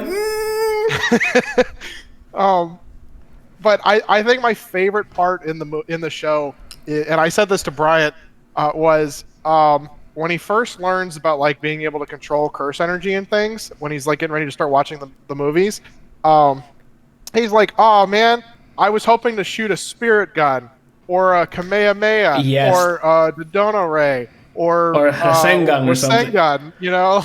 He mentions like all the other animes. It was great. Like, it was just so perfectly done. That's cool. All right. Oh, and he does Bankai, too. Yeah, he does do Bankai. Yeah, he mentions that. That was a good, like, fan service fucking moment for anyone who watched. For all the weebs out there. Anywho. Let's keep this thing moving, I guess. Oh, where are we at here? I don't know what the hell's left. Oh, Randall, let's get it. I heard you were born a champion. I was born a champion? Yeah, you wrote it down on your list. It says born a champion. Oh, the movie. Oh, it's a movie? I thought you were... Okay, I thought you were just flexing on us. Yeah. Let me see. What did I put for this? You just put born a champion. Oh, it has Dennis Quaid in it. Oh, really? Yeah. Oh, okay. He's like the... How old is he? Yeah, I haven't seen him in some... Like, in... What was the last thing I seen him in? It's 2021. Holy shit. Yeah, this is a new movie, so that's why it throws me off. I don't think he was doing more stuff. I can't remember the last thing I saw him in either. Let me look up their IMDb real quick. Parent Trap. No, I think I've seen something before that. Oh my god, IMDb. He did the Midway movie in 2019. Oh, I didn't watch that. Dennis Quaid. He's been in a bunch of like TV stuff Then or shorts. I might have seen him in something like that then. The Day After Tomorrow, I definitely saw him in that. Midway. A Dog's Journey. Definitely didn't see that. The Pretenders. A Dog's Purpose. What's with him in dog movies? Yeah, I haven't seen him in anything until The Parent Trap. Oh no, Any Given Sunday was a year after The Parent Trap. I haven't seen him in anything since. Oh my god, yeah, same. Oh yeah, he was a quarterback. Yeah. Oh my god. I literally haven't seen him in anything since. That's hilarious. Oh yeah, same. Oh no, I saw him in G.I. Joe: The Rise of Cobra. Oh, he was in that? What was he? It says he was General Hawk. General Hawk. So that's probably the last thing I seen him in. Cause I definitely saw that movie. Yeah. Wow. And that was, when was it? I just said it. 2009. 2009. Yeah. Okay. Well, how did he do in this? I mean, does he? He's not the main character. He's just one of the side characters. Okay. I mean, he has a kind of a significant role, but he's not like... It's not... The movie's not about him. It's about this guy named Mickey Kelly. He's supposed to be... Actually, this movie... It's a good name. What, Mickey Kelly? Mickey Kelly. Yeah. He's... I like that. This story is based on a true story, and it's about one of the first American black belt jiu-jitsu martial artists. Okay. Basically, he served in service. He disappeared after something happening in service, and he took up jiu-jitsu. He was actually taught by one of the Gracies. Oh, okay.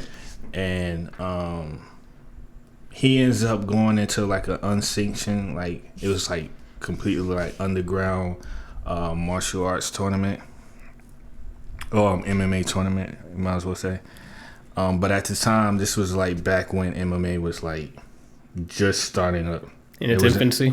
It wasn't like huge in the U.S. Okay. Like it was a point where like MMA was banned by the government, like they wouldn't allow it, but then eventually, as you know, it turned over. Yeah, they're like, oh, we can make money off this. Yeah, we can bring it on. But this was like in the early stages of MMA.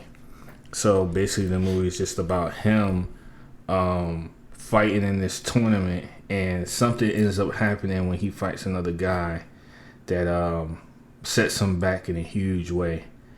The girl that he ends up falling in love with, they have a son, and it's just, the story is just about him coping with that. His because usually people who fight, it's like a drive for them. It's something that like, it's something in them that they have to keep doing. So usually when someone like that gets sidelined, they have a very difficult time coping with, you know, doing everyday life things like getting a regular job and stuff like that. So it's him dealing with that. And then, but he ends up like training in a gym on the side.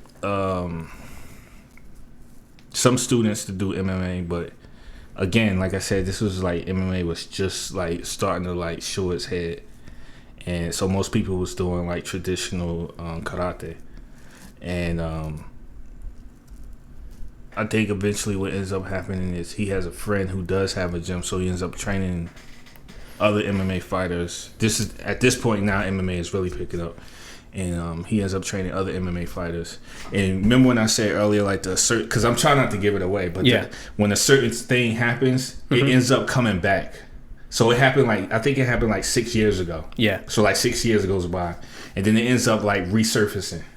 Now it's like, and it shows you how old it is, because like Google wasn't even a thing when it happened. Yeah. Oh shit. So like the way the search engine looked, it was like, Ask it literally looked like some shit, like Yahoo before, like AOL search. It wasn't even that. It looked like some kids just like put like a box and it was just all text, no pictures. Oh dang! So that's HTML. Yeah. So that's pretty much it. So like I said, the situation resurfaces, and then it's like, you know, you gotta fight this guy again, blah blah blah, and all that. And I'm gonna have to watch this. And then he ends up training again. At this point, he's like in his 40s, but he's still, you know, he still got it. Yeah, he still got it. Ooh. But he's not a striker, and the dude that he has to fight is a striker. So he's got to maneuver around that. Yeah, but he's like, his ground game is unmatched. Oof. So when he gets you to the ground, it's a wrap. That sounds like this is up Nick's alley here. Yep, I'm gonna watch this the second we're done this podcast. Nice. Born a champion. Actually, unless it's too late. I'll watch it tomorrow if it's too late. We'll see. I'm trying to manage time here efficiently, so, you know, we're not hitting 5-hour marks, you know? We're actually moving through pretty quick. I mean, we've gotten through most. You're doing a good job, Anthony. I'm doing my best. And no, Kelsey's over here doing some speedrun reviews too, so, hey, we're out here. This is the day. We're firing on all cylinders today. I think we also haven't been giving Randall as much shit with things that he says. That's true. We usually sidetrack and just pick on Randall for the most part. So we're not doing that today for the most. So that sounds like it's a recommend for you, right? Yeah. I mean, if you're into that sort of thing, yeah. Is it filmed like a documentary type of thing, or is it? Okay, it is. It's weird. It's like, it's a documentary movie. So it doesn't show real footage. It's just reenactment. Show real footage. Okay, it's all reenactment. So yeah, okay, that sounds pretty interesting. Sounds like the Channing Tatum movie Fighting. I haven't seen that. It's got that. This is way more grounded. Okay. It's way because like it's based on a true story. So all the events that you see that happen in real life, and it's none of that Hollywood stuff. It's just like all of the camera cuts that you don't like. I mean, there are some camera cuts, but the camera cuts that do happen don't take away from the performance of the fight. So you get to see the takedowns and the arm bars and all that stuff. Like, you see it happen. Yeah, I'm it's about not that. like I'm not a fan. A punch, camera cut, and then they're on the ground. Yeah, like, I don't like that. Yeah, I'm definitely, the longer you can keep that shot, I'm all about it. I'm gonna get fired up. All right, God of War was an amazing one shot. I was like, yes. The one shotters, I'm all about it. From Goodfellas to fucking other movies, yeah, I'm all about one shots. And I know how complex it is, so I don't expect it in every movie, but The John Wick one shots too are just oof. Yeah, I really can't stand movies though that like, the camera's like doing this and whatever, and there's lights flashing and like you see them like throw a punch, but they cut from 9 different angles, so it looks like they threw it 17 times, and it's like, it'd be a lot better if you. I don't care how shitty the choreography looks. I'd rather just see them fight. Yeah. Like, they were doing one shots back when Jackie Chan was doing Rumble in the Bronx. Like, they trusted in their like stunt choreographers and their martial artists to deliver a good thing, and it looked good back then. Well, so yeah, that's the whole reason why camera cuts like that in the shaky cam was invented. It's to mask inexperience. Yeah. Yep. So like if you see somebody who doesn't actually know martial arts and they're in a fight scene and it's like a full on shot, it's like. It's kind of like when you watch the first Mortal Kombat. You remember? You ever seen? I guess I could use Mortal Kombat as an example. But the first Mortal Kombat, when Sonya does like a kick, when you see her do the kick and she lands, she lands in the most awkward way. Like, it's like she doesn't know what to do with her body. Oh, so it's not natural to her. Yeah. So if I don't expect it in fighting games, in like any action sequences in movies, but when I see the one shots and it looks great, I have to applaud it every time. Okay, cool. We're getting through this shit. All right, so Nick, is this the first time watching the Indiana Jones trilogy? Yeah. Okay, because I'm gonna say all the rest of my movies are repeats. Got it. So when's the last time you watched this trilogy? Long time ago. I want to say at least 10 years. It's been a long time. So then the question is, do they still hold up? Oh, yeah, okay. Of course. Yeah, they're great. Okay, you still enjoyed it? Yep. All right. Out of the 3 movies, what's your favorite? There's not much to say aside from that. I mean, everyone's seen the Indiana Jones movies. That's why, yeah. Only 3 what Indiana Jones movies. What did you think of the 4th one? There was no 4th one. Correct answer. The Last Crusade. Oh, so, okay. Yeah, I really like the way all this story came together. It was the most fun of the Indiana Jones movies. It had a lot more comedy than the other ones. Yeah. And Sean Connery just kind of stole the show.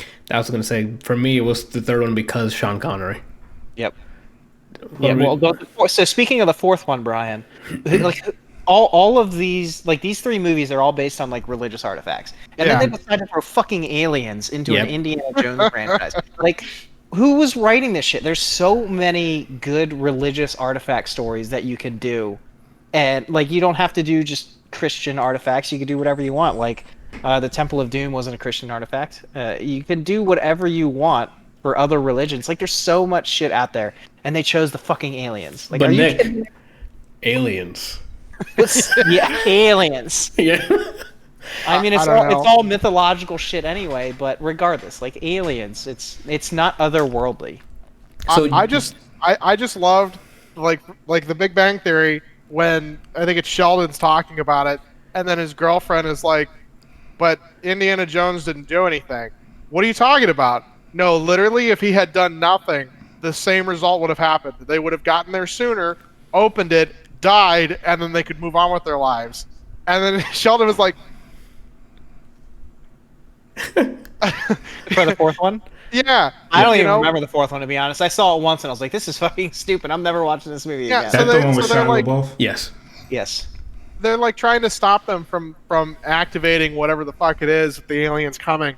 But they activate it. The bad guys activate it, and then the aliens show up and like melt their skin off, and then the thing ends. And it's like, okay. And so there was no. I don't think that was nothing. That wasn't the fourth one. That was Raiders of the Lost Ark. At the end, they all get their faces melted. I think that was Raiders. Yeah, that was Raiders when they open the Ark and they all get their face melted. That's not the fourth one. Maybe okay. Maybe I'm thinking of maybe I am thinking of Raiders. But there was like I just remember that there was no reason to have the fourth one. Period.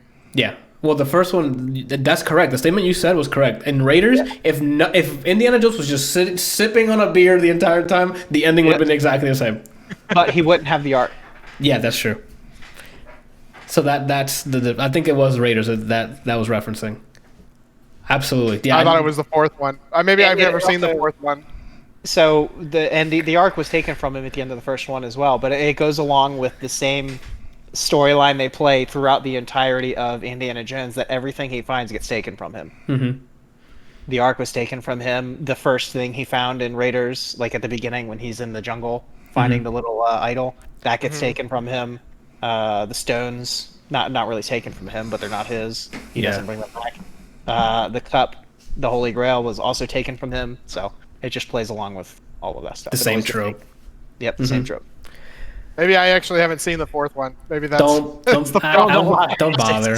It's not worth. Like, it's not drop everything and go watch it. So actually, I don't think it's worth any type of watching. So just skip it. Yeah, don't watch it. It's like season 9 of Scrubs. Still holds up. Still enjoyable. Nice. Season what? I don't know what you're talking about. Season 9 of Scrubs. I don't know. I said some weird shit just now. I was possessed. I didn't even know there was a season 9 of Scrubs. There's not. I know there's not. Oh, snap. Okay, cool. Or the third Ninja Turtles movie. The third? There's Oh a my third God. one? I thought it was just two. No, I'm honestly, no, there was a third one? Yeah, there wasn't, you know. Oh, okay. Well, I guess I lucked out. I only seen the first two. Or third Godfather. It wasn't that bad. I saw the third Godfather. It wasn't that bad, but you can skip the third one. Yeah. Yeah, there's great movies. Okay. All right, cool. But did you guys answer? What was your favorite? Is all of yours Crusade as well? For your favorite Indiana Jones movie? Randall's, yeah. Kelsey, I don't think remembers the fourth one, so he doesn't have to worry about. I don't remember. I must not remember any of these. So Just talking out my ass here. You remember the Last Crusade, Brian, with the Holy Grail, with Sean Connery? Yeah, where that's the one where he has to drink from the cup. Yep. Yeah, I remember that one. Then you. Because Sean Connery is a badass. Like, I'm so glad he's they brought not him. a badass at all, and that's why it's so No, funny. but like he's just like his character is fucking hilarious. Yeah. Yeah, he's good. His character's very good. The quips are just great. I think yours is The Last Crusade as well. Because if you don't remember the other two, but you remembered Last Crusade, I think your favorite's also that. Oh, and Shoot. what's the one? What's the one where he like instead of doing a sword fight, he shoots him? Raiders. That's Raiders, yep. Okay, so in that I don't remember if he was hungover or was He had just sick. dysentery, I think. He was Yeah, super I think it sick. was. He Not was super dysentery, sick. He had diarrhea. Wait, Yeah, whoa, and, back up. So What happened? Go ahead, Brian. I don't want to. So you know the scene that I'm talking about, right? Yeah. Where like the guy gets out and he's like doing the sword he just thing, and then he's shoots just him. like, okay. So they were actually supposed to do this long, drawn out sword fight. Okay, like it was supposed to actually be a fight, but he was like not feeling well, had a headache, was like shitting himself, and just didn't want to do it. So he just pulls out his gun and fires the cap in it, and then the guy rolls with it and like lays down, and they're just like, okay, and then just move on with it. Oh, I did not know that. I thought that was part of like the writing before. I didn't know that was ad-lib. No, that was totally improvised. Like I was reading about it, I was like, that's incredible. Okay, it turned out well. I mean, that was a fucking hilarious moment. So cool. Nice. Shout out to Indiana Jones. Great trilogy. All right, let's move it. We are speed running. Goodness, Kelsey. Jupiter's Look at now. Legacy. What is this show? It's like Uh-oh. a mix between Justice League and The Boys. Okay. Okay. Yeah, it's kind of a weird thing. Well, the reason I say that is because there is death and gore and that kind of stuff, but the principles of, they call it the Union for the superheroes, is that they don't kill. Okay, and so like they very much like the Justice League, where they don't there's always another way. They always try and subdue them regardless of how many people the enemy's wiping out, that kind of thing. The Kumbaya way. Got it. Yeah. And it starts out with like, it's got an interesting flow to it, because it starts out showing the superheroes off and doing some stuff, and then it kind of goes all the way back to like the 1920s, when one of the first heroes actually before they got their powers. And throughout the season, you're kind of following two timelines. One is all the events that led up to them getting their powers, and the other one is they've got their powers and they're trying, and it's like 80, 90 years into the future, and they're trying to like maintain order and things. And it's just not working anymore, because the people the main guy is the Utopian, I think it is, and he's the one that like created the Union and set the rules of no killing and trying to like subdue the enemy. But the bad guys are just going further and further, because it's not all about just like robbing banks and that kind of stuff anymore. And now there's some disarray in the Union, because certain people want to start using more excessive force because they're tired of watching their friends die, and Okay. And then a lot of the America, I think it's based in America. I think everything's just kind of based in America, and a lot of the Americans are on the side of they should use more brutal force. Because you can't just put Joker in the jail because he'll break out and continue it. The whole Batman syndrome, where it's like, you can capture them, but we got to kill them. And so, like, people are more and more of the heroes are dying. More people are dying. Things are going bad, and the Utopian keeps trying to be adamant about, we don't kill. There is no justice in death, type thing. And it's like, to some extent, I sort of agree, but at the same time, like, you should be using the same force that your opponent is using. And if they're literally like slaughtering your friends and family, you got to stop that. You got to put a butt in that and stop it. And then there's a couple of scenes where they kind of like challenge that in the show. The first episode did not really hook me, but I was really excited by the end of the season. It's on Netflix. It's a Netflix original. I think it's eight episodes. You said it's live action or animated? It's a live action. It's 8 episodes. They're about 45 minutes apiece. There's 2 that are only 35 minutes apiece. And the last episode's only 36 minutes. The first episode is really kind of cheesy with like the action. It is definitely not like Marvel level quality of them on ropes and that kind of stuff. Like, you can clearly see them like being held up and kind of flying away when they get punched and that kind of stuff. Oh, snap. Okay. But there's a little bit of it in the very beginning, and then maybe a little bit of it at the very end. Not really a ton in between. Okay. All in all, I thought it was a really good series, or a really good season. It's not one that I would recommend dropping everything and going to watch. But if you like the like superhero tropes, I would definitely give it a chance. I personally didn't care for them having the dual timelines, where it's like they show the present day, and then all of a sudden you're back in the past and like learning new stuff, and then back to present day, and then back to the past in the middle of episodes. That's just me. Yeah. But they do a great job of like, when certain things happen in the show, it has like a connection to the past, which is why they go back there. Okay. And so it's not always like, they're in the middle of a fight, the fight ends, next scene is them in the 1920s. You Okay. know, like It's not like Naruto where it's like, oh, new character. Who is he? An episode of his backstory. yeah. I got it.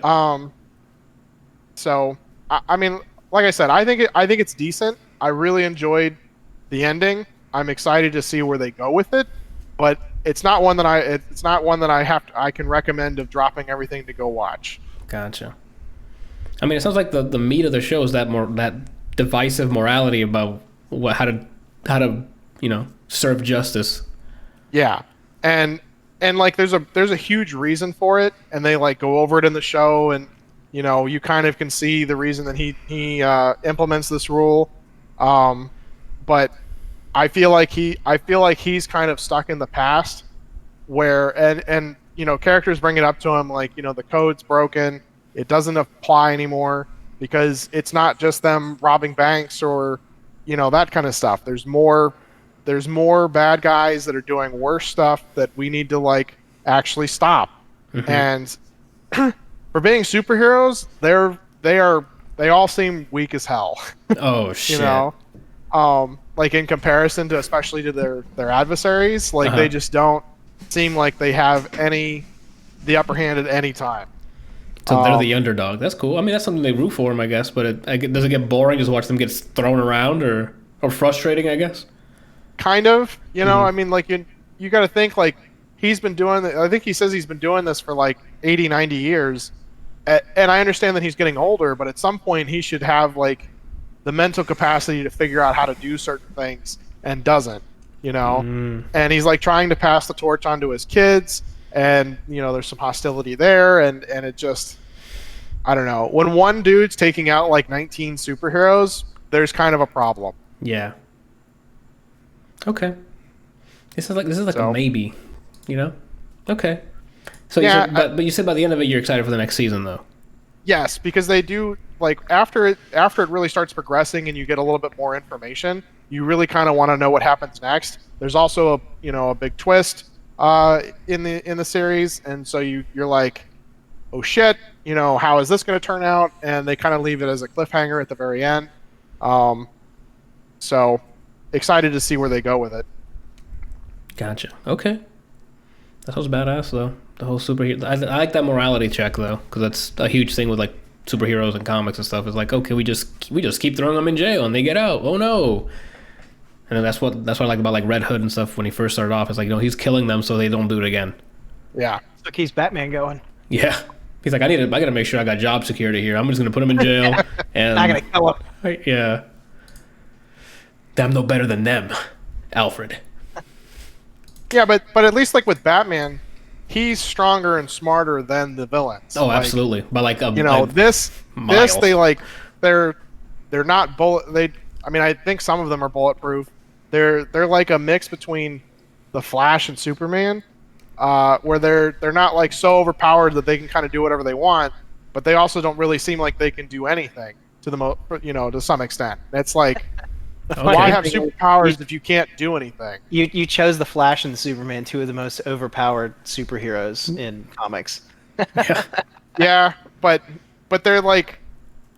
I'm trying to think of how to. I get what you're trying to say, though. I'm just because like Superman is basically invulnerable. For the most people part, are not.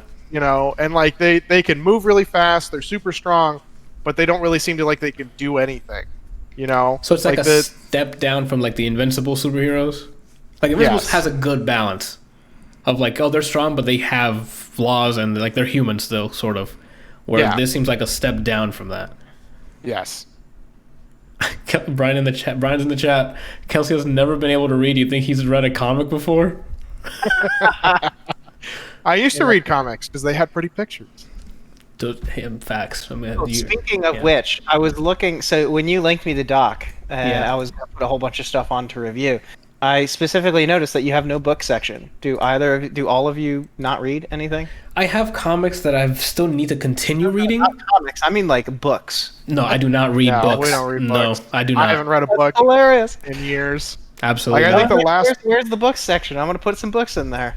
I think I the don't. last Hey, book you I could have put read books. was, If you have books that you read, that's fine. You can review that here. We, as a collective, I have not seen anyone put a single book on here for the past 140 episodes. You guys need someone who reads books in here.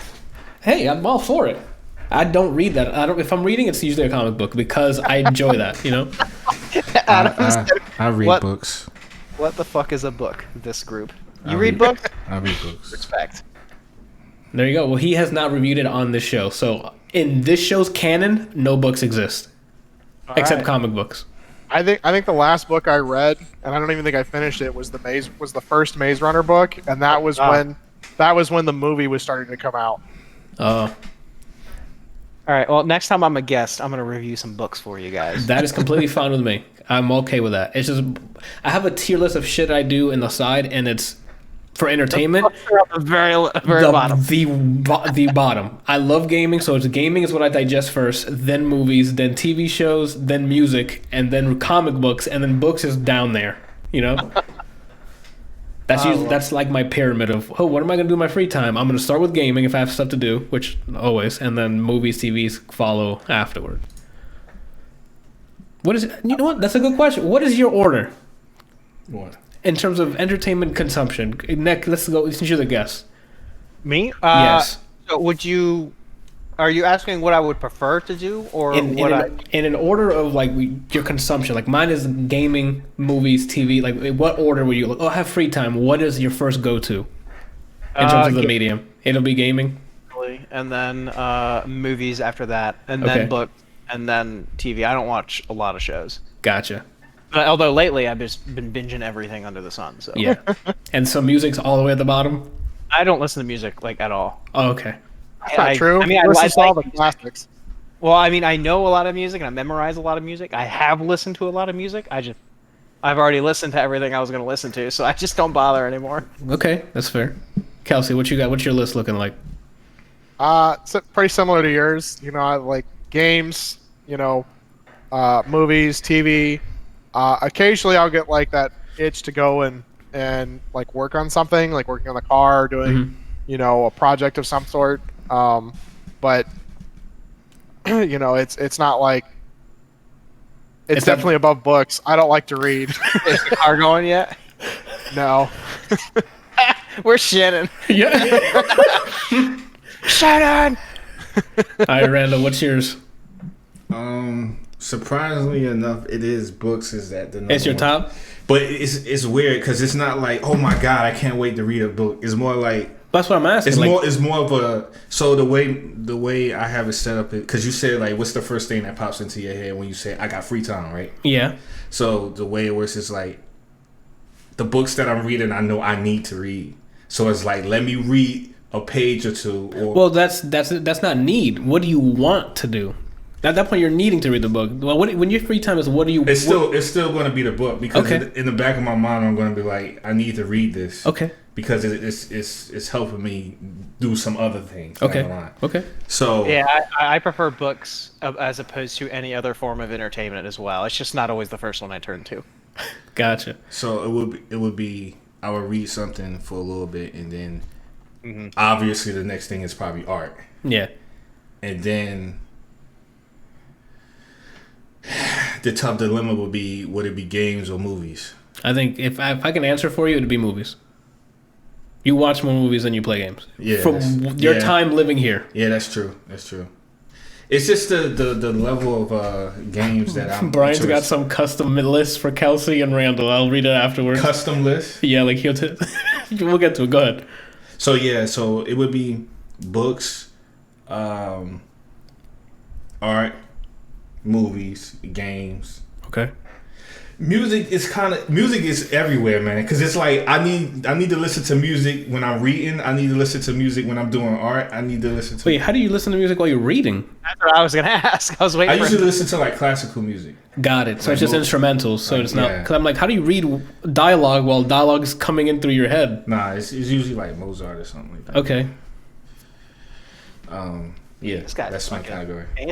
Yeah, he's top tier. All right. I don't know about top tier, but well, I'm telling you, you don't know, but I'm telling you. What makes? I mean, most people when they were younger, like their parents played classical music, right? No. My house is Hispanic family, and it was just Hispanic music for the most part. We were told about it, and they knew about it, but when they were just like cleaning around the house or just at a party, we don't, or on the drive to school or something, it's not classical music. It's whatever's on the radio or just Hispanic music. Well, I don't mean for like, me anyway. I don't mean like once I was born. I'm talking about like before I was born. My mom said she used to rock, smooth jazz for me. Yeah, it was whatever. Yeah, it wasn't. They knew of it. They were educated on it, but it's not like their go-to. But yeah, I need music for everything. Okay. I needed to read, to work out, to do art. The only thing I don't listen to music when I'm doing is movies, for obvious reasons. Yeah, because that'd be really weird. I don't even listen to music when I work out. Whoa, that's crazy. So yeah, that I can't do that, John. I mean, I listen to podcasts usually. Okay, I can work out without music. It's just if I have the option, I'm putting it on. That's how I started listening. That's how I started listening to you guys. Was I listened to you guys when I would work out? Oh, snap! That's one of my millions of listeners that I see on my stats. I'm like, that's where it came from. It's Nick. Well, it'd actually be a Brian's recording. But got it. Look what you're doing to me, Kelsey. You're fucking ruining me. So yeah, I listen to podcasts when I work out, like a whole bunch of sports podcasts and whatnot. Oh, gotcha. And other random things. I listen to some chess podcasts. I listen to some other shit. So. Oh, okay. So now Kelsey's back. Brian has put his own list of Randall and Kelsey's order. Kelsey goes as follows: POE, then Brooklyn Nine-Nine, then that one rap song from the radio from 2000. Randall's is Instagram pictures, then TikTok, and then movies no one's ever heard of. No, Trina's earlier. Movies no one's ever heard of. You said Trina what? Trina was earlier than 2000. No. And then Brian only listens to the guiding words of his Lord. That's the only music he listens to. Bob Ross. And Bob Ross. I'm surprised that no one is put his porn Lord. on their list. No one put porn? No one put porn on their list. I was expecting that from Brian. Oh, well, I mean, porn's on Oh, the I list. make porn. I don't watch porn. Oh shit, he's a star. He's not a viewer. Okay, I see. That's why you got a pole in your house. Exactly. That's true. Those are facts. Oh my god. Gotta make You guys that are money You guys are somehow. on a roll today. You got my voice this time instead of the typing. You get the facts all the time. I gotta get ready. Muffins just said, I just threw up everywhere.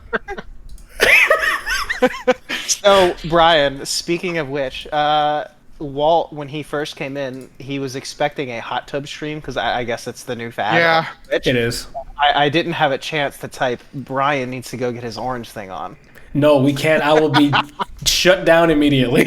I do Live have on a air. pool. I do have a pool. I could go get No, don't. Speedo and do a stream out there. Please don't. Right, you're on my stream right now. I will get shut down live. Shannon says that'd be an HOA violation. Oh, Shannon there? Shannon there? Ask her about your car. Ask her when the car is going to get running. Shannon, Nick wants to know when the car is going to get running. Nick wants to know when the car is going to get running. She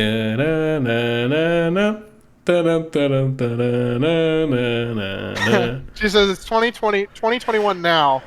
Her bet is around 2040. Shit. Accurate. Kelsey, you need to prove these people wrong. Like, what I'm saying? I need to get out there and start working on it. I've started moving stuff around so that I could start getting to it, but then every time I want to, a game or something's coming out, and I was like, I guess I'll play this instead. You gotta treat this as there can only be one Dragoon, okay? This can't be your second Dragoon. All right. We got a nice little sidetrack. You got a taste of what it is to derail in the show. Muffin says Brian's letting enough decades pass that the car becomes a classic and he can fix it up and sell it for $200,000. It's already a classic. It's going nowhere near 200K. Yeah, no, I don't think it's getting unless higher. It's all original parts. It's not worth anything. Unless you save it past this electrical vehicle boom, and maybe one day when we're all using electrical vehicles, then that'll become an even older classic. Then you can sell it for more. But oh no, then you just swap out the engine for an electric engine, and then you have the classic car with an electric engine. I oh, will that's say true. you have learned so much, and definitely can diagnose and fix all of your car issues. Oh yeah, like now, it's been but like. it's more fun to make fun of you than it is to applaud. Don't you get for me that. wrong, like I love it. I think it's hilarious. But I definitely have learned a ton. Like, I mean, I fixed so many things on my own cars and whatever, in Adam's car and friends' cars and everything else, just from what I've learned taking this stupid thing apart. Yep. You should just get rid of it. You learned all you needed to learn. Just get rid of it. Now I want the Buy a working trophy. one. Sell all the stuff. Buy a working one. No, I get it. He's sunk in too much time. That's like you're asking him to delete his WoW character. There's too much time in it. You can't do that. You know. Get it for the knowledge, man. You don't need the car anymore. You got the knowledge. I No, guess. I want the car. We already have a level 900 shaman or whatever, so like you can't delete that. You know how much time you spend on it? All right, let's keep it moving here. Where do we go? Oh, Nick. I'm gonna keep asking you the same thing. Bring it. You have watched Dodgeball before. Yes, I Okay. have watched all of these movies before. Got it. Okay, I don't know. Even Tomb Raider? Yes. Okay, so it's a rewatch of Tomb Raider. Good. All right, for Dodgeball. I haven't seen that in, I think, over a decade. So, Dodgeball is on my rotation, so I have a list of movies of like 15 movies or so that I rewatch over and over and over again when I can't choose what to watch, because I don't like sitting on the couch just staring at the Netflix screen or staring at HBO, because it takes 30 minutes to figure out what to watch. So I'll just cycle through my list. Okay. Dodgeball and Grandma's Boy are both on that list. for good reason. So, like, we can tackle both of those. Hilarious fucking movies. Hilarious. So Dodgeball is one of the only movies you can GIF the entire movie. Like every single scene you can pull a GIF or multiple GIFs from. Okay. And I have done this in the past. I want to say 2 or 3 years ago when I watched the movie, I decided to search every single scene because we were just all just sitting there and chat. And I was watching the movie and decided to just post GIFs over and over again. And I got a GIF from every single scene. If Oh, you go shit. back far enough in our chat room, you can see this little chat. From that There's thread? like 40 or 50 GIFs. Yep. Oh, okay. Side question here. Yeah, Brian already put in the chat. Did you choose to say GIFs? I knew you were going to say this. Yes, I choose to say GIF. Okay. Because that's how it's done. Okay. Because I understand that the creator said it's called GIF, but when I read it, there's no J there. So I say GIF. I'm not trying to offend anybody. I just read it as GIF. There's no J in giraffe either. But Yeah, I was just saying, what about giraffe? Is it giraffe? I say giraffe. Oh, yeah? Yes. I've been sent to detention multiple times. I say giraffe. Okay. I mean, there's Do you hundreds really of say giraffe? Randall, can you please roll with a bit? Oh, For like- the look on your face was like you were serious. Randall, I am a professional actor. I was about to say, I've never heard anyone call it a giraffe. he had Randall going so How about- hard. Like, How about gem? Do you say gem? Or For the sake of the bit, Gem, absolutely, yeah. gentle? Or giant? You say giant? Sometimes, but I got removed from church when I said it. Or gymnasium? Do you say gymnasium? I'm going to the gymnasium, boys. I'm going to the gym. I'm That's going true. to the gym. Oh, bro. These are valid points. the guy. Or hydrogen. Do you say hydrogen? Depends how drunk I am. I need some hydrogen, boys. Brian says we're Hispanic, we say yim. We're going to the yim. Or ginger. Ginger. Okay, these are valid points. I'm still going to say GIF because I said GIF before I heard the creator call it GIF. That makes I've sense? always said To Jeff. take another route here. Yeah. What if I decided to call you Anthone? I love it. That's the way you just said it. That's sexy. So Anthony. please. No. He said Anthone and he gave it a Or- nice spin at the end. Or Bryant. I think my brother's hard right now. I'm all about it. Okay, I get it. Take that bit too. No, I've done that bit 100 times. Everyone says the same shit to me. Okay, that's because you were saying it, and I'm like, he's very confident in the way he's saying GIF, and I just have to ask him. I knew you were that's how gonna it's bring it up. pronounced. Everyone Yeah. does. Okay. Sorry, I derailed the whole thing. I hate this podcast. That's okay. It's great. We've had I this love argument this at work. podcast because of the derailments. Got it. It's great because of the side combos. It's not the actual content that makes it good. Brian says, "Call me what you want. At least you're talking to me." Those are facts. I'm gonna have Brian a chat facts. Nick's gotten these a lot, so he's I mean, Brian, I'm talking to you, but I can't hear a goddamn word you say because you don't talk loud enough. Oh shit. All right, where the hell were we? Dodgeball. Thank you. Great movie. Holds up. I'll watch that movie. I could watch that movie every day and. I guess so. The question is, you have to. This is a dark fucking question, but you have to get rid of one of these: Grandma's Boy or Dodgeball. Which one are you getting rid of? Probably Grandma's Boy. Okay, good man. I was about to boot you out of this podcast right away. I love Grandma's Boy, but Dodgeball.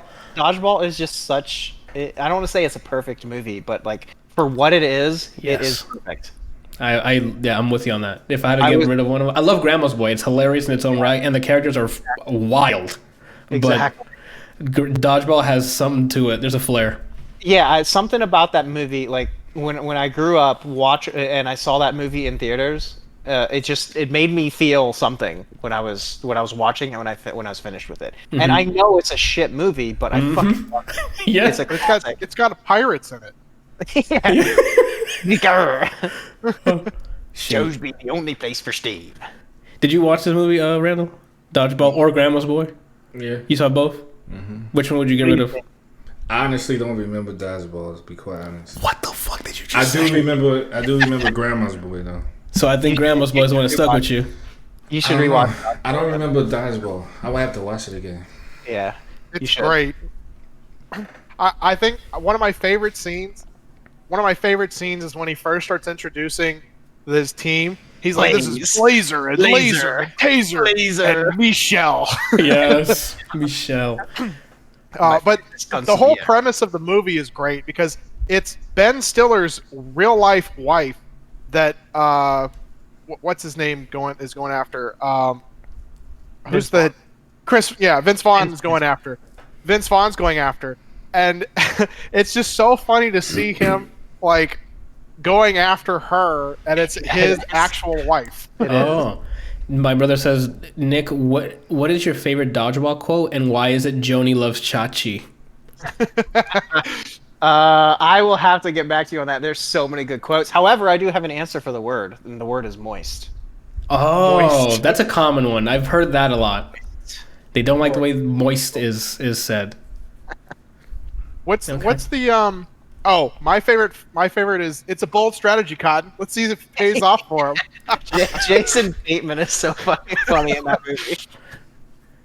I had to rewatch it, and I'm like, oh, that's Bateman. Because I watched Arrested Development after Dodgeball, so I didn't remember he was in Dodgeball until I rewatched it. And then it's got he's talking to I can't remember his name.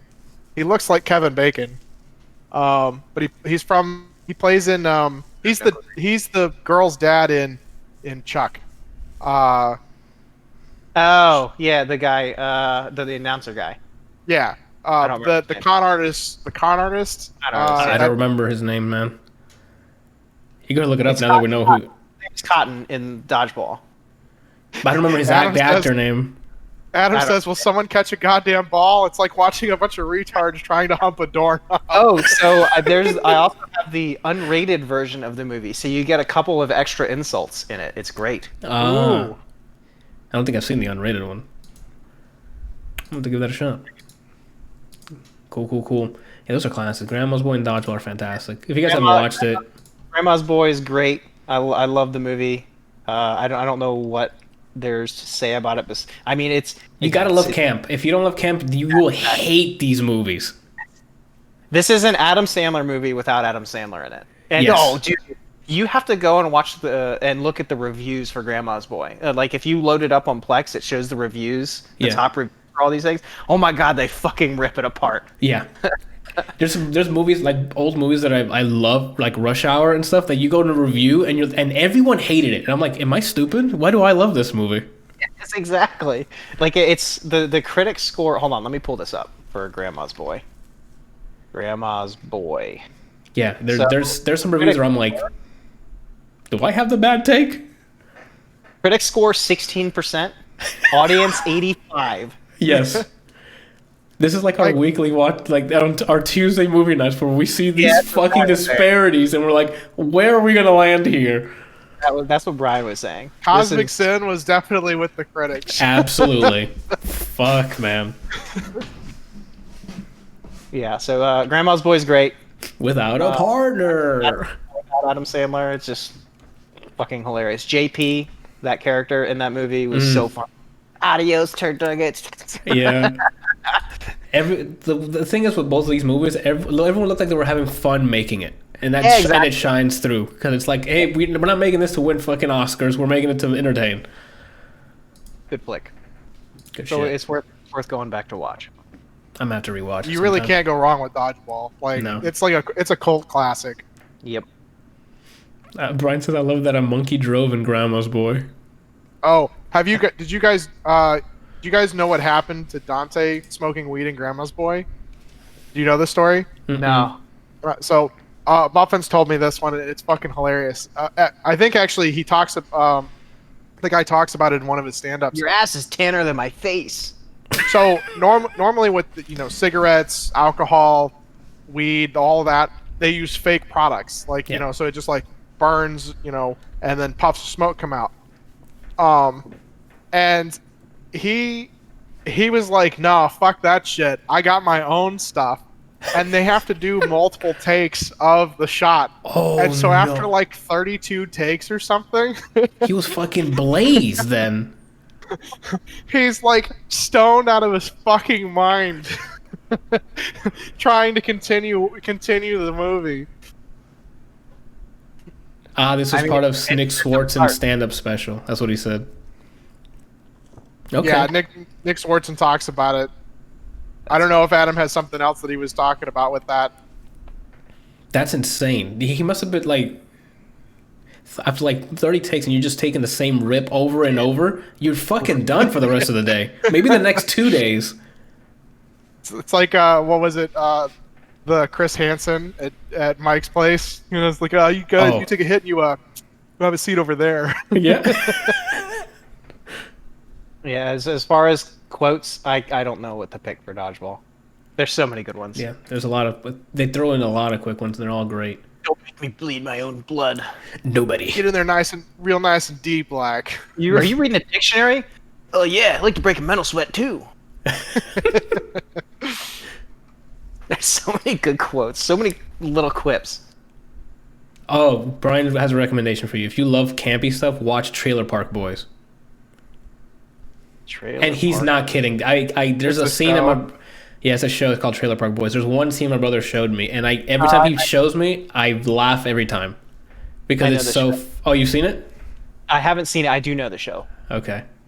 Well, apparently you would love that. And I think I'd agree with that, because it's the same scene, and we talk about it, I'm playing it in my head, and I'm already smiling. Like, it's so stupid. That's the one where the guy has, like, glasses that are so thick you can use them into... 12 seasons. I think that's the same one. It might be the same one. Randall, I think you saw the guy with the Corvette listening to the same fucking song every time we go. I got to do. Yeah. I got shit to do. Yeah.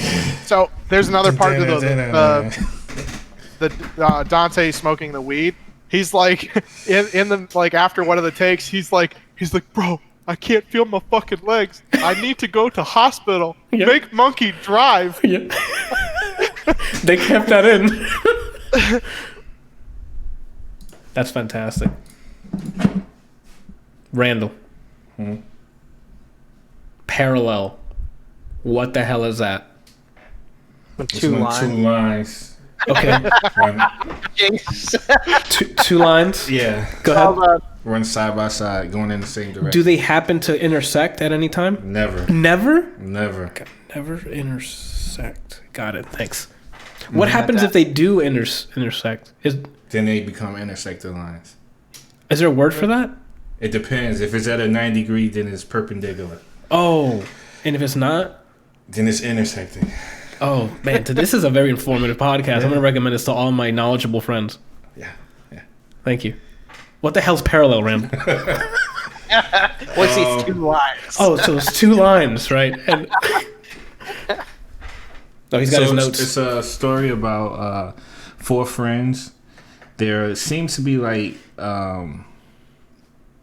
each one has like different skills, like programmer. I think one of them I don't think he's an artist, but I know one of. Yeah, the girl is an artist. I'm sorry. Yes, so the girl is an artist, and it's 3 guys, and I think one of them is a programmer. The other one, I think 2 of them are programmers, but one specializes more in like marketing. But anyway, so it's 4 friends, and they are trying to develop an app, and they go before like a company trying to sell the app to them. And what ends up happening is like they say, why is it like you have like, you know how like in movies when According to Wikipedia. Go ahead, don't worry about disregard my assistant trying to just interject into my fucking podcast. Go ahead. You know how like sometimes when we watch movies when the bad guy is like, Monologuing. well, how long is this going to take? And and the dude says it takes 3 I weeks. hate that. Well, do it in 2. Do it in 2. I just told you 3 weeks. Man. I hate that. So it was something similar to that. That happens in real life, by the way. Yeah. Well, it was kind of like that. They were in a meeting doing a presentation, and they was the boss was like, well, how long is this going to take you to have it ready for production? Like, Right. Finally. Oh, I'm having shit. PTSD right now. I'm having flashbacks. So there was like, this is going to take us 3 weeks. He was like, you got to Friday. So I would have gotten my piece of paper and be like, hey, let me draw out how time works. Yeah. Right? So they go back and they're all stressed out because they're like, there's no way they're going to be able to do it. And plus, on top of it, there was a friend of theirs who competed for the same job underneath, like behind their back. Oh, wow. Okay. Who has a massive team who can fulfill that order within that set time. Right. So they're down on their luck. They're not feeling good. They're all depressed. Blah blah blah. They're at a point at a crossroads where they're like they might have to break off because they all live in the same house because they've been trying to build like their company. Yeah. So what ends up happening is like in a fit of rage, like while they're arguing, somebody throws something at the wall that puts a hole in the wall, and then one of them go to the wall and they like. There's something behind, like this wall is hollow. There's stairs back there. Uh-huh. So he opens up they all open up the wall and they go up the stairs and then they find a mirror. And at first, I'm trying to remember how they discovered what the mirror does. As they're like looking through all the stuff in like this room or whatever, something falls down. And one of the dudes freaks out and he like tries to move out the way and his hand hits the mirror, but instead of hitting the mirror, it goes through the mirror. Okay. Kind of like how Keanu Reeves' hand looked in The Matrix. Uh-huh. So. Is it like The Lion, the Witch, and the Wardrobe, or? Huh? What? The Lion, the Witch, and the Wardrobe? What the heck is that? The Lion, Witch, and the Wardrobe? You never read those books either? I read that book. A Nice Christian Boy? Mm-mm. Okay, well, I mean, there's a wardrobe Nice that Christian takes Boy, never read Lion, the Witch, and the Wardrobe? Goddamn. Yeah. You'd love it. It's great. It's a fantastic book. It's the one about the fox, right? Shh, I mean, I'm Yeah, sure exactly, Brian. that's... You did good, son. You did good. Or was that the sound of music? I forget. What? Go That's ahead. what it's like hearing you. Me? Yes, what you just experienced is what I got to experience. Talking to you. Woe is me, Randall. Yes. Your life How is... quickly things turn around. How full of entertainment your life is. Randall, you are the most patient person I've ever seen in my entire life. I guess. He actually plotting to end all of our lives. to deal with these guys every Monday night, you are so patient. For 140 episodes. Well, so he You was... should- 140. Yes. You should have seen him when we used to work together. Yeah, and you fucking worked with these people. These people... You are, and you live. These people. And you live people. with Anthony. Like you are so fucking. You're a saint. You're a saint. We're finally bringing him to the dark side though. He likes alcohol. Brian, thank you, Brian, for this. No, Brian saved us. Randall yells cream pie when we're together. He's no saint. These He are facts. told me. He These are told facts. me. Hold on. My hold on. eyes. Okay. He said that my vision's better because of all the cum in my eyes. Okay, Yeah. like Off air. He's not This right, what? but everything- Randall, do not deny this. We're not doing this. You're not gonna deny it. Adam is watching, so we have like 4 people that can prove it. This is the Whopper all over again. we were at my Can apartment. I get back to my movie review, please? Okay. No, shut up. We were at my apartment, Nick, and I had like just gotten LASIK or something, and he was there, and I don't remember what the context was. It wasn't at your house. It was at or is it Sully's house? Sully's house, yeah. There was like a Thanksgiving thing. And nobody cares about the fucking neighbors, Peanut Gallery. Go away. And I think they were talking about my LASIK, and Randall just randomly goes, "It's because of all the cum in his eyes." And Bryant was like, Oh my god! What? What did you just say? You don't remember it, Randall. That's fine. We were there to remember it. You were the same thing with the Whopper. Yeah. That's So something falls down and the guy moves the Whopper, and his hand goes into the mirror. Go ahead, Mr. Saint. I'm sorry. I never said I was a saint. But anyway, his hand goes into the mirror, and of course, everyone is freaking out because they're like, did your hand just go into the mirror? Yeah. So they're all like trying to wrap their head around it or whatever. So it turns out that this mirror is actually a doorway to multiple dimensions. Okay. Or like multiple? Or like a multiverse, yes. Okay. So the reason why it's multiple is because when they go through it, they go through the mirror, and it's the same house. It's pretty much the same world, but flipped on itself. Okay. So it's like them. They see them. They're doppelgangers. We'll call it that, even though it's really them. Right. But it's just in another universe. They see themselves like outside playing or cooking cookout or some junk like that or whatever. And excuse me. So the first dude, Joshua, I think his name is Josh, not Joshua. He like runs through there and he's like looking outside. He's like flipping out because he's like he sees himself plus his friends. So then he goes back through the mirror and tells them what happened. And basically every time one of them goes through the mirror, they don't have the same experience. So let's say, for example, if I run through the mirror and then you run through the mirror, I'm not going to see you. We're going to both go through the same mirror but we're going to end up and see the same room on the other side. But I'm not going to see you and you're not going to see me because we're in different universes. So you don't get to choose. You just go through and you roll the dice? Exactly. Oh, okay. But if I want, which I'm pretty sure you're going to like this part. Oh. If I want to go into the universe with you, we have to hold hands and go through the mirror. Yeah. We'll hold each other's hands, all right. Anyway, which is Christian boy, he can't hold hands with a boy. Yeah. Which is one thing that's really cool about it that I like is as far as like design. It's not anything really huge, but it's just something small. It's like the way the mirror works. It's one of those old like huge mirrors, like body size mirrors. That's like on a I forget what you like the call one like in it's Harry like Potter. A stand. The one that when the Harry looks at the thing, he sees what he wants or whatever. The same one, like those massive tall ones. But it's not. Wait, was that the one that was it like a floor mirror? Mm-hmm. Okay, so it's a floor mirror.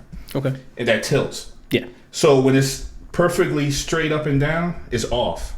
Mm-hmm. So you can touch it like a real mirror, and it works like a real mirror. We have a question from the press. Brian De La Rosa from Split Screen Losers. He's asking if there's a gun realm. No. Okay, sorry. At least not that I'm aware of. It might be. Okay. What about a wrench realm? I don't know. I don't think he has the answers, but folks, I'm sorry.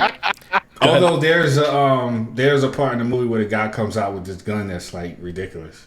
So that's probably like the gun realm. It's like a futuristic revolver. He probably came from the gun realm. Yeah. Go ahead. But when the mirror is tilted, then that's when it works. Okay. So anyway, but here's the thing. This is how it works. Mm-hmm. So every minute in their time or in our time is 30 minutes in the multiverse. Oh, so the time is not the It's okay. not the same. It's a hyperbolic time chamber is what you're asking. You're telling me. Kinda, yeah. Okay. I only know things through reference of Dragon Ball Z. And for whatever reason, well, I guess it kind of makes sense. But for whatever reason, different verses are like either behind or ahead. So like their technology will be like way further than what they are. Okay. Like he went through one multiverse and they discovered zero gravity or whatever, or something like that. So what they were doing was they were going through the mirror, finding different things, and then coming back and claiming it as their own invention and getting rich on it. Got it. So I was going to ask, like, what's the motive? What's the synopsis here? Like, so they find originally the motive was kind of genuine. No, it was genuine actually. So you remember when I said that they had that job and he was like, the dude said, "I want it by Friday." Yeah. So in order to alleviate that problem or get around that problem, what they would do is they would go into the different multiverses to gain time. So they would go into the multiverse, program, and then come back out and keep doing that over and over and over. Okay. How does that work? They just code in their time, but do they bring like the computer with them? Yeah. Okay. You can carry stuff in with you. I just don't know how they're transferring the code is all. Like, how are they bringing that code back to their time? What do you mean? I mean, if you make something in a different timeline, come back to this timeline, you're not going to have like a link to it. There's no like repository for it. This is details that show probably didn't get into. Oh no! Like they physically they physically take a computer through the mirror. Got it. Okay. Yeah. So yeah, like physical objects and all that stuff. Anything can go in and out. Okay, that's fair. But of course things go bad because somebody gets a little hungry, too hungry. Yeah. When you see somebody come out of the gun realm, you're gonna want to know what the hell's in there. So. I guess. There's probably a money realm too, so. Well, that's the thing. They were making tons of money. But it ends up breaking them up because one person becomes a little too greedy. Yeah. And what tends to happen? This person rather holds on to what he's acquired instead of the friendship he has with those people. So it starts getting ridiculous. Like, it starts making a huge turn for the worse. Oh, okay. I'm not talking about like, oh, we're arguing type stuff. I'm talking about people are getting bodied. Oh shit. Okay. So that's pretty much it. I mean, the idea sounds really cool, solid. Does it carry the movie, or does it get to a point where you're like, oh, okay, I'm waiting for the credits to scroll? The movie was good. The story was really good, I thought. The idea of how the multiverse was done, I thought was really good. I personally have never seen anything done like this in this way. Mm-hmm. But there were loopholes. Like, I felt like plot holes or something? They didn't have someone go through it with a fine-tooth comb and be like, well, what about this character? Or what happened to this person? Or what about this situation? Like, they didn't cover their bases when it came to that. Which, I think a lot of people would notice and might even take them out of the picture. Mm-hmm. Depends on the person, I guess. But I thought it was a good movie. So that's a yes. Go ahead. Do you think that could have been fixed if they had made it a little bit longer? Just like explain a little bit extra?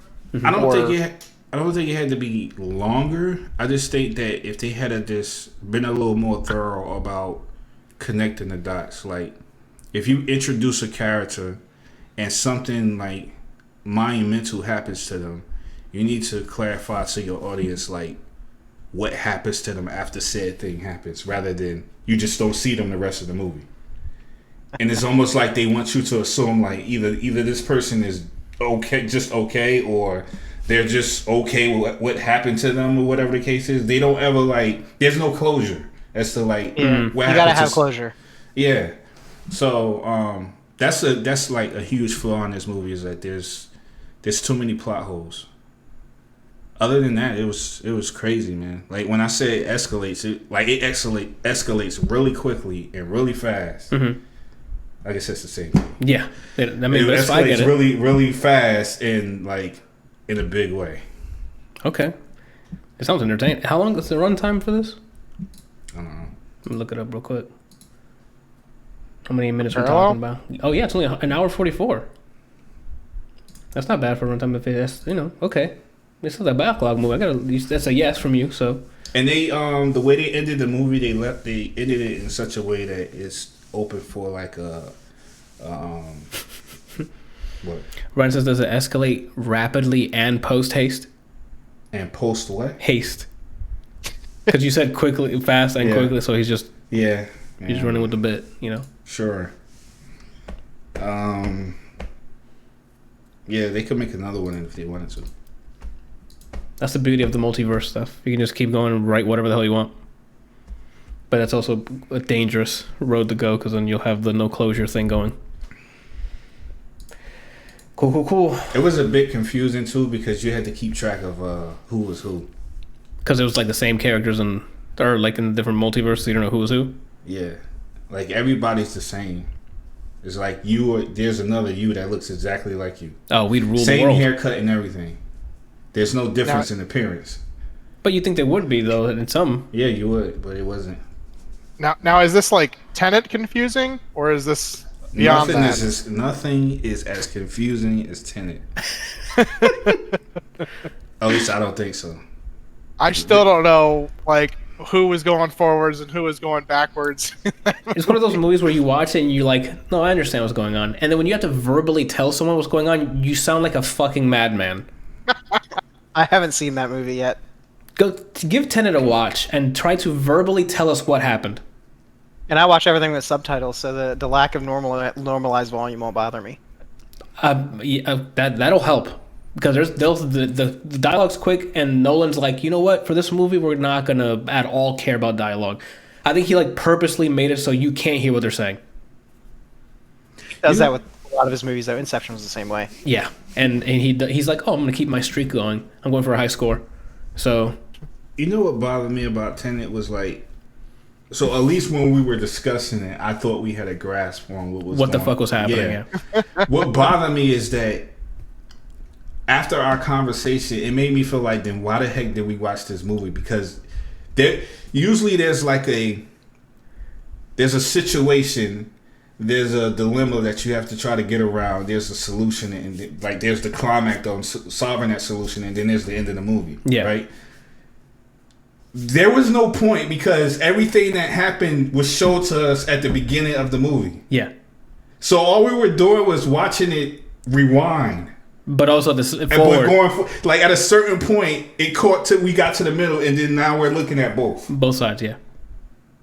But if we know what's going to happen, why are we watching this? That's the beauty of time, Randall. It loops. You know, that's what timelines are. Timelines. Sorry. I try that again in English. I don't speak English. I sorry, sir. No, let me pledge.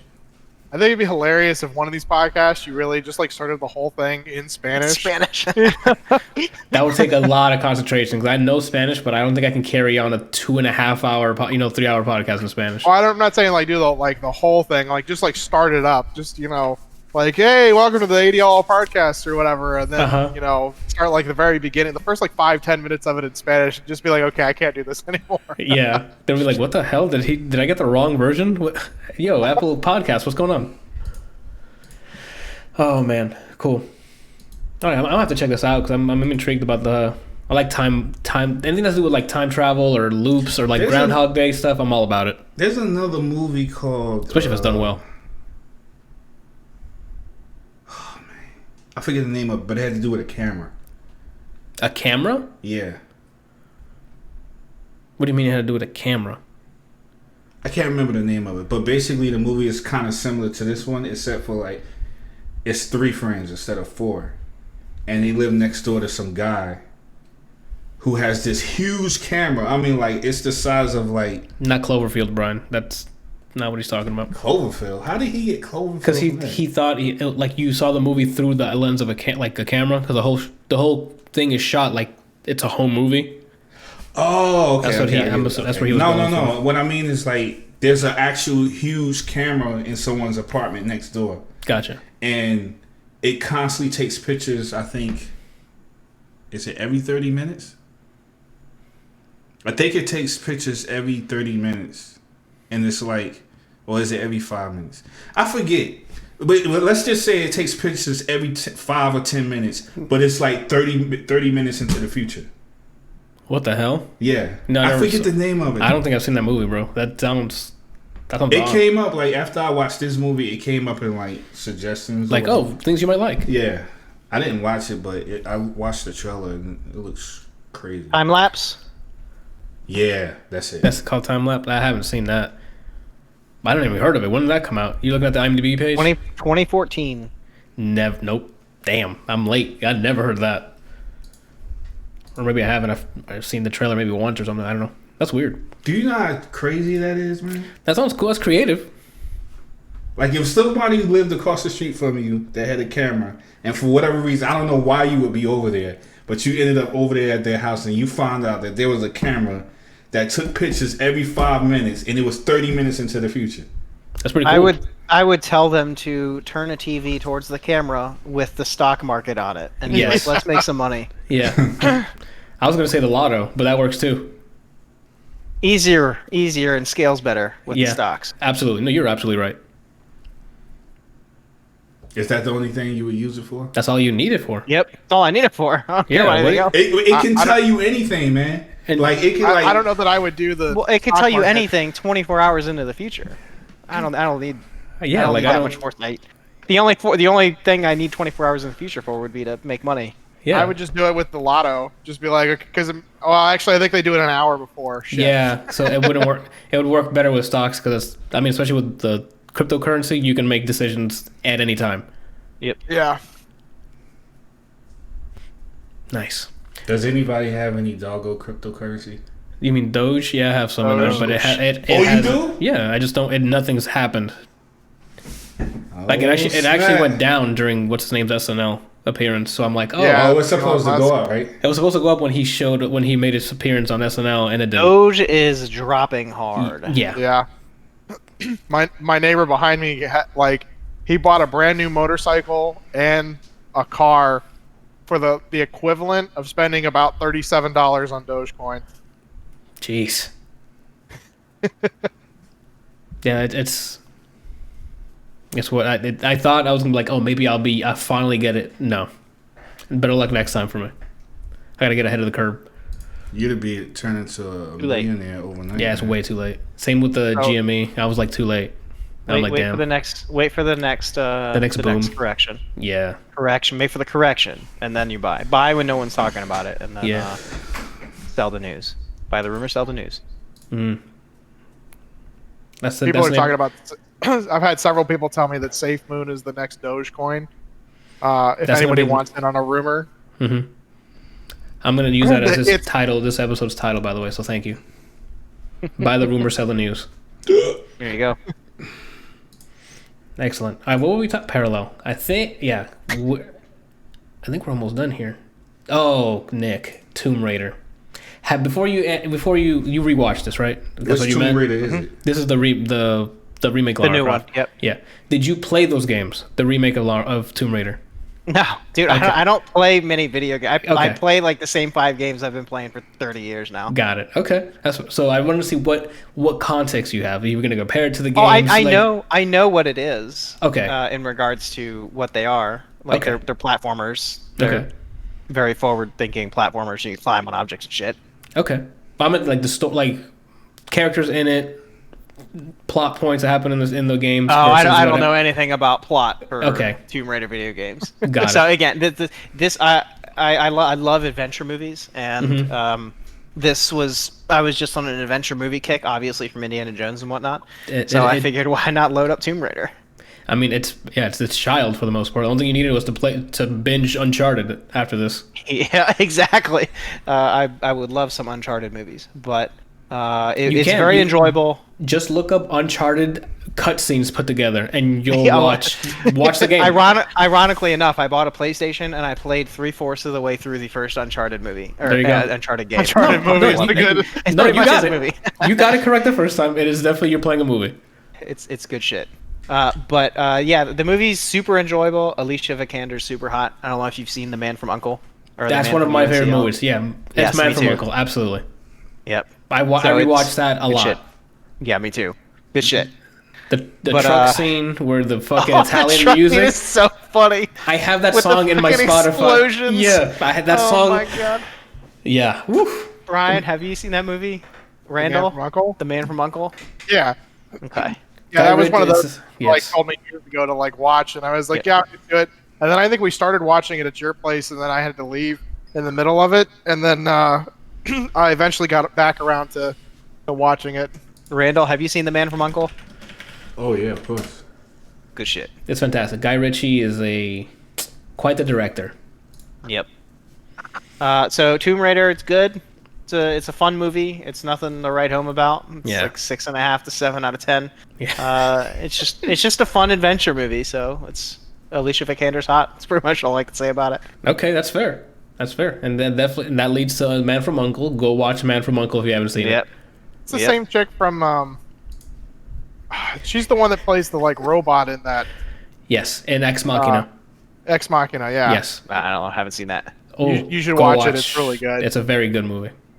Let me put it on the list. Ex Machina, I think you enjoy. As far as comparing Tomb Raider to the game, not a clue as far Gotcha. as any of that stuff. Well, I wasn't asking to compare it. I wanted to see what your point. Where are you coming to this movie from? Because I came into the movie from playing those games, so I had What did you that think of it? fresh. Like you said, it was a fun movie. It tried to be the same thing as the games, but then missed out on characters that should have been in it. The plots weren't the same, so I'm like, okay, I can't treat it as Yeah, you have That- to treat it as an independent movie. yeah. It and was that's- much better than the Angelina Jolie Tomb Raider movies as I'm with far as you on like that. cinema. However, I still love the Angelina Jolie Tomb Raider movies because like I watch it when I want to watch a trash movie. Gotcha. Yeah, I just love the whole Tomb Raider trope. Yeah. We're the first ones to ever open up this thing, in a bajillion years. Why are all the enemies already in here? Like, Yeah. that's a trope that Uncharted faces too. Like it's. Yep. I think Any they got it from adventure Indiana. Yeah. It's unfortunate. Randall, we have one movie here we got to talk about. What's left? It's a movie about boxing. Oh, I didn't even put that on there. Well, You talking about Pixie? no, Jungle Land. Boxing, Randall. What? Oh, Pixie has no boxing in it. What are you talking about? I forgot that we watched We saw. Jungle Land. Yeah, but But what? I forgot to put Pixie on there. That's fine. 'Cause I think Brian wanted to talk about it because he likes his Irish, Okay. so we can wait for the next week. Do we have to talk about this movie? Wait, well, hold on. Let's start. You didn't like it? You liked it? I loved it. You loved it. Yeah. Oh, this is we got content now now, I'm boys. excited. Yeah, I want go to hear for it. Randall's take on this first. Okay, well, I think I have the bad take then. I thought I came in going, oh, he loved it. He put it on the list. I loved it. Let's get it. Nope, go for Are it. you guys sure? Are you guys sure you're talking about the same movie here? I hope so, because he started with Pixie. I'm like, that's a completely different movie. I don't know if I could say that I loved it, man. Brian's quick review. I enjoyed it, but it didn't end as strong as it should have. Yeah, I think that's one of my gripes too. Is that the ending was a little lackluster. Okay. What about that Bad journey? ending can destroy a good movie. It can. I mean, that's it absolutely can. That's the way Breach was. Like, it was great up until That not one- great. It was okay up until I was was great I think up the until word it that wasn't. you're looking for is tolerable. Yeah, it was tolerable to a point, and then we were like, okay, we're out of here. This went in a completely bad direction. Brian said, get your own gripe.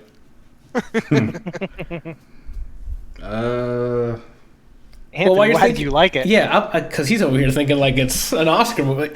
So it's a movie about two brothers, played by Charlie Hunnam, who's of Sons of Anarchy fame, Pacific Rim, the pretty blonde boy, the gentleman from the other, if we were talking about Guy Ritchie movies. Nick, have you seen The Gentleman? I think I have. Not sure. It's a recent Guy Ritchie movie. Not the Oh one no, with- I haven't. What the It's on my fuck? list to watch. So if the list you currently have, make sure that's at the top. Especially if you Alright. love Guy Ritchie. If you loved Man from U.N.C.L.E., Yeah. you're going to love The Gentleman. All right, this is at the top. All right. So we're back to... I hate the show derails too many times. I really hate it. No, well, I'm telling you, man. This is why people will listen, and this is why people stay interested. Is because you guys derail each other and talk shit to each other, and that's what keeps it fun. Let's continue the derailment. Brian's asked if you've seen La La Land. Oh God, man. No? Okay. Randall, contain yourself. Anyway. No, it wasn't that it was bad. La La Land was a good movie. It's just that I don't like how the way things went down. Okay. You That like jump pissed me off. the sequence of events was not to your liking. No, it was not. Okay. Like, I don't even think it would go. Whatever. What Randall, do you just like take a about step Jungle back Land? before he's So- violent. Yeah, so Jungle Land. Two brothers. One is what's considered to be a fuck up in some sort of way because he's a man of high fat. He wants to make it big in life. He's like, oh, I want to wear fancy clothes, get a bunch of cash, he gets sucked off by all the models. Like, that's what he's about. But he doesn't have any particular skills besides he's got like that. He can run his mouth. He can cut a deal with you to get ahead, etc., etc. The other brother is a boxer who he's been boxing all his life. That's what he does. I don't want to spoil it, but the backstory is the fuck up brother messed up the boxer's brother's chance of becoming pro at boxing because he bribed the ref. For whatever reason, we didn't go into any details. Anywho, now they're at the point where they're just doing underground fights, barefisted, no gloves or what. It's like underground fights. And obviously the brother is really talented. He's knocking people out like it's nothing. He was born to do this. So the Charlie's character, which is the fuck up brother, makes a deal with the wrong person. And the brother doesn't like that, so he threw his match and got them both in some deep shit. So instead of the guy, let's call him Pepper, that's the guy's name that they made a deal with, Pepper, instead of killing them, sends them on an assignment to make up for it, which is do this escort, take this young lady to X place, and we'll get you on a boxing mat, like a card that can, for a tournament that can win you $100,000. That way you pay me off for the deal we made, and you're square with whatever cash is left, right? And wouldn't that be nice? Yeah. To beat the shit out of somebody for $100,000. Oh, I got a question for everybody after this. Okay. And that's when the movie starts. They're on a journey to get the said girl to a said place. So it's a boxing movie, but it's more the journey of getting the spot to get to that, to that boxing match. So for like finally a break for these two guys. That's what I liked about it. That journey this movie was about characters and their past and whatever, and how they deal with it, and like their past up until this point, and how they can show appreciation with each other, how they liked each other. The relationship between the brothers their history gets unfolded throughout the journey. I loved it. The performances were great. Writing was fantastic. The girl in it as well, she wasn't like an annoying brat or anything. She had her baggage that she's bringing into the table and why she does the things she does. So like you guys were saying, the ending, it ends abruptly, but it's one of those, you can picture what's happening next. So the end of this, they didn't show what was happening, but you can put together, oh, this is probably what's going to happen. And I don't know if that's making any sense. He wins, gets the money. Some to that extent. You don't see it happening, but it ends where it's like, okay, their lives are not going to shit the bed, Like there's an up to this, but it doesn't show it. How would you compare this to something like Cinderella Man or the Fighter? Warrior. Or Warrior, yeah, that's another good one. It sounds like Warrior. Those endings are better than this ending, if that makes sense. I don't think I'll be watching this because again, I don't like non-closure. That's what I was gonna say. That has like on-screen closure, where this is not that. This has, this was probably going to happen, not this definitively happened. Gotta have closure. Brian in the chat says, my issue wasn't the literal last few seconds, it was that whole narrative scramble and how that led to the abrupt ending. Yeah. So that's the thing. The journey was fantastic. That last thing is going to be the divisive. The divisive? Yeah, the divisive part of the movie is that last, how it ends. So I give it a recommendation because, again, the journey I loved a lot.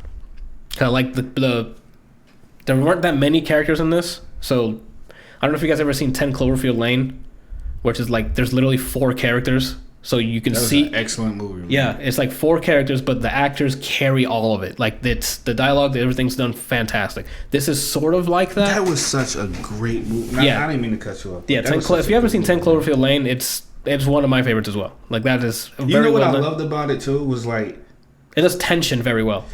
Not only that, so the tension was through the roof. But it's a monster movie that doesn't show the monster, right? That's Cloverfield. There's Cloverfield, and then this is a movie in the same universe called 10 Cloverfield Lane. Oh, so right, John Goodman. You haven't seen it? I have not seen this. You should. I did. I'm not. Yeah, don't spoil it. Right. Don't spoil it. I'm definitely gonna watch this. I forgot about this. If I was you, well, you're married, you got kids, so what does that have to do with the movie?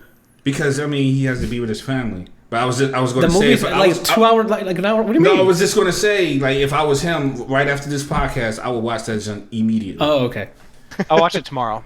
Yeah, I definitely recommend it. It's just great performances, and the tension's high. What were we talking about before this? The movie. 10 Cloverfield? No, before 10 Cloverfield Lane. What the hell was I talking about? The movie. Jungle Land. Yeah. But what part? I forgot what part. The ending. How old am I? We're The talking ending. about the ending, yeah. Yeah, The the end, ending. got it. Yeah, How this it was wasn't going to be the satisfying. divisive part. Yeah, that's I think where I ended on that. Was that's going to be. You can appreciate it, but you're not going to walk out of it going fulfilled. You know, like I saw everything. You kind of have to think about the rest. Oh, and I was talking about you're not gonna lie. If you love closures, you're gonna hate that ending. What was that? No, what I was talking about before was not the ending. Was the amount of characters in it. There's only about a few characters in it, but what they go through is heavy. They have backstory that comes on that's like heavy scenes. I don't know. The journey was definitely worth it. Brian said this guy's ancient. Yeah, I'm too old, dude. It's ancient. Yeah, You're very close to follow, Bryant. yeah. This is what your future looks like. I just made the dumbest. Nah, he'll never be that tall. He's tall. He's already almost getting taller than me. Like I'm sure he if he wanted to, he can just sit upright and he'll be taller than me. Speaking of getting taller, I love all the people that are tweeting out like, how a man gonna be under 6 feet? Hit the gym, fat ass. And it's like, What? sorry. Yeah. Run that by me one more time. Have you not seen this? I haven't seen that. They're There's all popular these people. Twitter, the popular Reddit posts. Yes, there's all these people that are on like Twitter and Reddit talking about how like a man's not a man if they're under like 6 feet tall or whatever, and then they're all like, "Hit the gym, fat ass. There's no excuse." You know how tall I would be? I wish if there's a way I can do an exercise where like, oh, you get taller. Absolutely, I'd be on it. Randall, how much you bench? You're a big boy. Did you hit your The PR? highest right now. Even if it's multiple reps. My max rep is 345. Jesus. But but that was for like 1.5. Like the second. Still, that's a second lot one of was weight, dude. I barely got the second one almost. You almost dropped. I didn't almost drop it because I have, for whatever reason, I can. It doesn't matter how heavy it is. I can always hold it right here, Oh, and it won't. and it won't move. Okay. It's my weak spot is like right here. Uh huh. If I'm like benching and if I can't get it past this point, I'm not going to be able to. You gonna do it? Got it. A lot of weight, dude. I think the most I've ever gotten is 290. You meant put unless it's a Whopper. Yeah, I've He'll gotten drop it. 300 on the dot with an actual bench, not a machine, like an actual bench. Yeah, But that was a while ago. that's way more than I can do. I think I can do 240 or something. So So Just Muffins like- goes, I could did ask Randall Jake. just say he benches 345? And we said yes. And then Muffins goes, did Randall just get hotter for anybody else? Next question: how much you squat, Randall? What's the most I've ever squatted? that is what we're asking. Honestly, don't know. I'm pretty sure it's like somewhere in the like 400 range. Jesus, good job. Well, Good wait. job. That's big boy weight. That is big boy weight. You think you can take on Batman? Heck no. See, I It don't like has that nothing to do with confidence. strength. Oh, that I don't have his skill. I don't like that confidence at all. I don't like that at He all. knows every martial arts that there is. And so do you. That's a lot. So do you. No, I don't. I wish I did. Okay. You've seen enough Bruce Lee movies. You should know. Yeah, like when you watch. Only martial arts I've ever studied in real life was Wing Chun. Okay, so you could probably body him with that. No, that's not enough. Whatever, That man. Joker knows everything. I'm betting on you if it comes to that. Well, you gonna lose Me some too. money. Nah. Nah, we got you. Yep. You ever seen Goku get energy from Spirit Bump? That's us. We're gonna give you all of our energy too. So Goku is We're trash. betting on you because we saw it in the time lapse camera. yeah, Oh my god. we saw into the future. We're not gonna use it just for stock. We're gonna see that fight. Okay. Yes. Oh shit. Brian. Oh, so my question. I'm Oh, sorry, yeah, go ahead. Go. Brian said he can beat Batman's ass free, and that he's never seen wrench tie. That's I guess a move set Brian's got under his belt. that he didn't make up. Oh, he developed his own martial arts centered around wrenches? Yeah, I don't know. I haven't gotten... That's what Bane did. He created his own martial arts. I guess. What was your question? My question is, do you guys feel like the big boss needs to be able to beat everyone? Do you think that's important? I think it depends on the culture. Because in the movie we just watched... Oh, Jungle Land? Yeah, come on, man. How is he top dog? Because, again, it's culture. Like, in America, it's not how well you're in martial arts, how many people you kill, is power. Power in America is knowledge about your family, like your weaknesses. Like, your money. If they can cut your money, you're done. So, like, if that's power. But I'm saying, okay, I understand what you're saying, but let's look at this logically. Okay. If I body you, you cease to exist. Yeah, but to get to me usually doesn't happen as easily as it's shown on that movie. Yeah. You mean like physically get to you? Yeah. That makes sense. You would have, if you can fuck people's life up in that way, the people around you are made of that. So you're insinuating that most guys who are like the boss are rarely seen in public. Yes. And this cult, an American cult, like mafia ways and like traditional, like organized crime, that's how it is. Back in the day, like the thing you're talking about, like samurais and stuff, that was different. You need to hold your own to be claimed you're that. Unless, correct me if I'm wrong, anyone here, like you guys can chime in. But Kelsey, looks like you have to say. I don't think it's not necessarily about being the best. It's about commanding respect. Mm-hmm. There's lots of people that are better at things than other people, but they don't lead nearly as well as certain people. And so they follow that person because they know that they will lead better than they will, but they will offer them. They're basically their right hand. I mean, that's why you see a lot of, especially in like TV shows and things, the mob boss is like some, fat piece of shit or weak person that doesn't look like they can do anything, but they command the respect of everybody that's around them because they know that they're either ruthless or that they have people that will do anything for them. And they're just going to do it. And so people don't necessarily fear the boss themselves. They fear what will happen to them if they cross the person because there's other people that will do the dirty work for them. Mm-hmm. Like, I don't necessarily... I think in certain situations, like if you're talking about like some sort of martial arts, I think, most people that are in that situation probably can handle themselves, but they still may not necessarily be the best because of the same principles. Like they either command respect or they have people that are better, that they know are better than other people and will be their champion for whatever it is that they're trying to do. I'm just thinking in terms of like, if you got this crime boss and someone challenges him, I'm not saying like he walks up to him and say, I challenge you to a duel. I'm not talking about like that, okay. But I'm just saying like he just basically challenges his authority, like his reputation or whatever. Like he wants to take his place. And he just like, what's to stop him from bodying him and taking over his organization and just telling his goons like, look, I'll pay you guys twice as much as what he was going to pay you or what he was paying. Well, that's how you would lose him. But it's also, for me, talking as a mafia wannabe, any mafia people call me. I'm just kidding. They take care of you and your family. So the person coming up needs to guarantee that if, let's say I'm the mob boss, right? Because of course I'm gonna make myself the mob boss, and these guys all 6 feet of you. Y'all 6 feet? Are you know I'm like 4'3", right? That's the joke. And let's say Kelsey's with me, and you and Nick are like just the cops, or Nick's with you, right? And you want to recruit Kelsey to your family. You need to convince Kelsey that crossing me is more beneficial than him killing both of you. Who's the boss? You are? I'm the boss. But that's what I'm saying. I wouldn't. In my example, my character in my example wouldn't go and talk to Kelsey. And that's where you mess up. Directly to you. You wouldn't. You'd meet him before you meet me.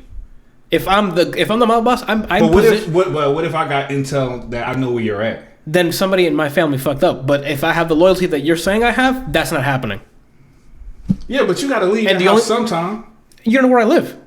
even if you catch him like out at a restaurant or something, it's not like he's gonna be there by himself. He's gonna have bodyguards. And if I'm like one of his loyal bodyguards, I may not be eating with him, or maybe I am, but I'm gonna be there. And like in order to get to him, you may be able to like see him and talk to him and whatever, but you're not gonna actually be able to like talk with him. I'm just thinking in terms of like, I'm thinking in the most logical term, meaning like, if you're the boss, yes, and Kelsey and Nick are your goons, and they're with you, they're on your shoulder 24/7. But I know that you're going to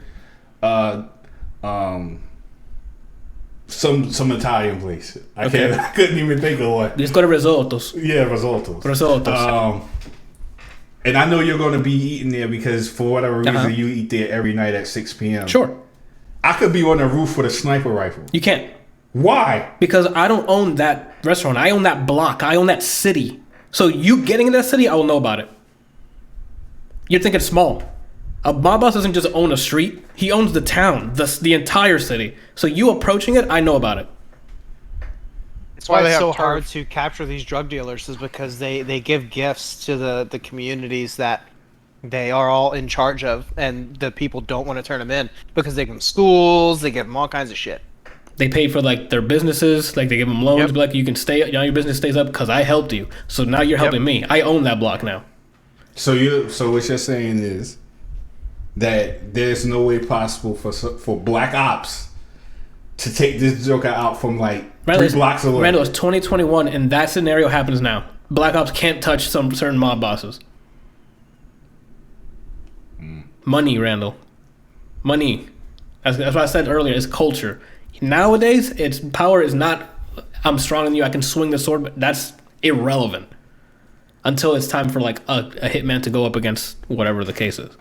But now power is what do you control? It's different. It's just different. Back in those days, yeah, I'd agree with you. It's whoever can do it the best. Like you're saying, like if it was back in the day, that old man would I would think survive, today right? is worse because you got technology and you can take people out from anywhere. But again, you're thinking from the side that's attacking. If the mob boss is as good as you're saying, he knows about that too, and he has someone for that.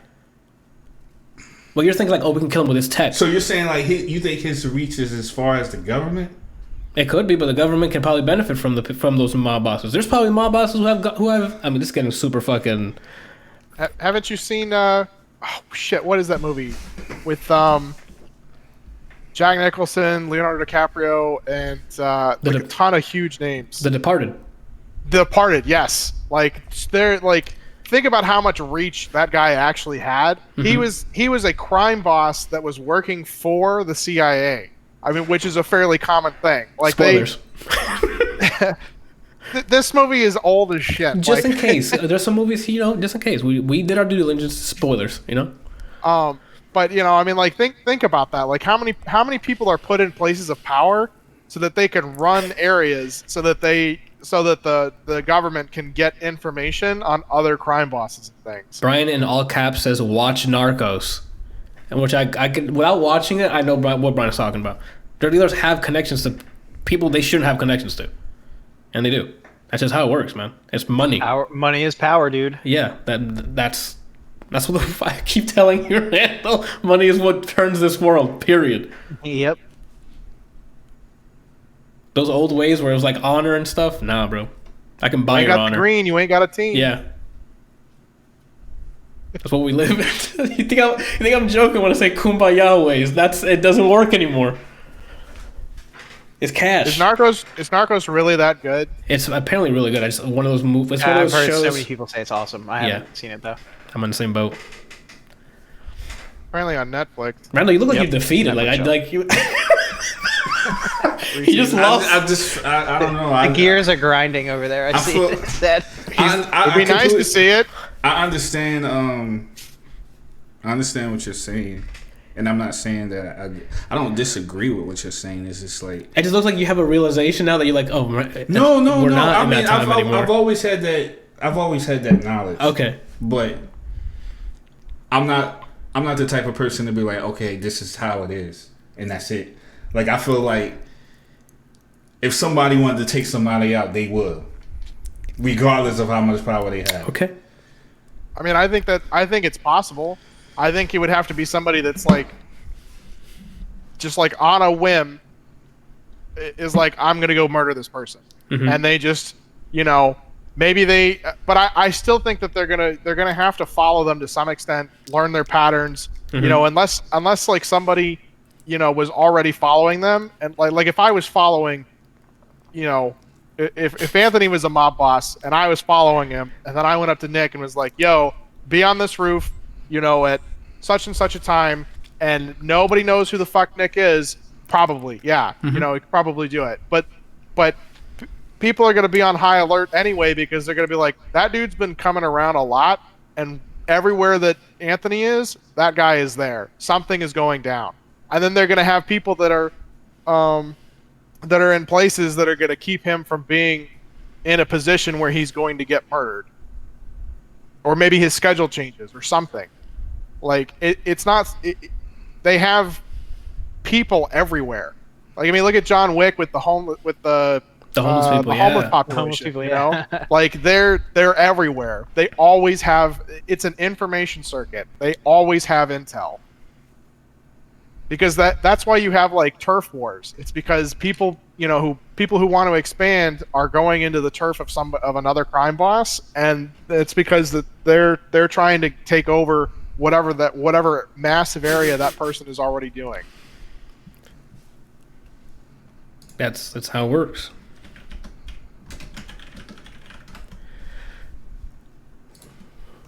And that is the sound of realization that we should all make a mafia together. That we should make a mob. I'm not about that life. Like I don't know about you guys, but I'm not. I would train to be a Jedi in space before I become a mob boss. I'm a pussy. You don't want me on your team. What do you No, mean? Nick's the brains. Don't you the have guy Italian blood running through you? I do, actually. Okay, you're born for this, my guy. He doesn't speak with his fingers. I was enough. molded in it. Yeah. Muffin says, "I'll get my knife." Get his knife. There we go. We got 5 people already. I think Brian, as long as Brian has a gun or a wrench, he's in. So we got 6. We can do this. We're live on television here. We're just proposing. Who's your 5? Us 4. No, Brian. who? I think you have a hard time counting. 1, 1, 2, 3. I'm not in this. Whatever. You'll learn I to read love about it. you guys on the news. Randall, you don't even have to do anything. You just have to walk around. Like, people just move. Nah, I'm good. It's like when Adam and I went to downtown Universal with Anthony and them. He and I just stood shoulder to shoulder and walked forward, and people. It was like the parting of the Red Sea. People just got the fuck out the way. At Disney in Florida. Yeah. Yeah. Come on, Randall. I mean, that's how you get the command respect. Hey, The day you tell me that you've gone into a life of crime is the day that I'm telling you I'm going to space Oh shit! with a lightsaber, and I'm looking for the Jedi Order. What if you started it? I can't start it because I don't do everything. I'm looking forward to Jedi Randall. Yeah. Give him the chance. Would you be a jump. Sith? I would be Sith. Easy. I would be a gray Randall? Jedi. I would be a gray Jedi. A gray one? I don't know what that Yeah. is. That's someone who uses both sides of the Force. Oh no, I'd be straight. There's no way. I'd probably be the bad guy. They have cooler powers, the Sith. Electricity? Come on. All I need to see now is fire, and I'm in. Water. All right, that was quite the fucking derailing. So Jungle Land, it's one and one. So 50-50 on whether you're gonna like it. Cool. I think we're good on everyone's stuff here, especially for the 3-hour mark here. Oh no, I guess I have to talk about Night Manager. You also have not chronological order. Yeah, I have that after. So let me go with Night Manager first. It's an Amazon Prime show that it's like a miniseries, only one season. It stars Tom Hiddleston, plays Loki, and Hugh Laurie, who of House fame, is in this. Tom Hiddleston's character plays a night manager out in Dubai, Middle Eastern country. I don't remember where it was at. Anywho, he crossed paths in his life with the Hugh Laurie's character or his actions that kind of follow him into that hotel that he manages, and it gets him entwined into trying to take down Hugh Laurie's character because he's selling arms illegally to other countries. So the point is to try to catch him in the act so then they can bring him in. And then now he has to go undercover as someone who works for Hugh Laurie's character. Sorry, I forgot the name, so I just remember by the actors. And it's basically undercover work. Tom Hiddleston trying to be a goon for Hugh Laurie for the entire time until they catch them. Performances fantastic. Both actors are fantastic at what they do.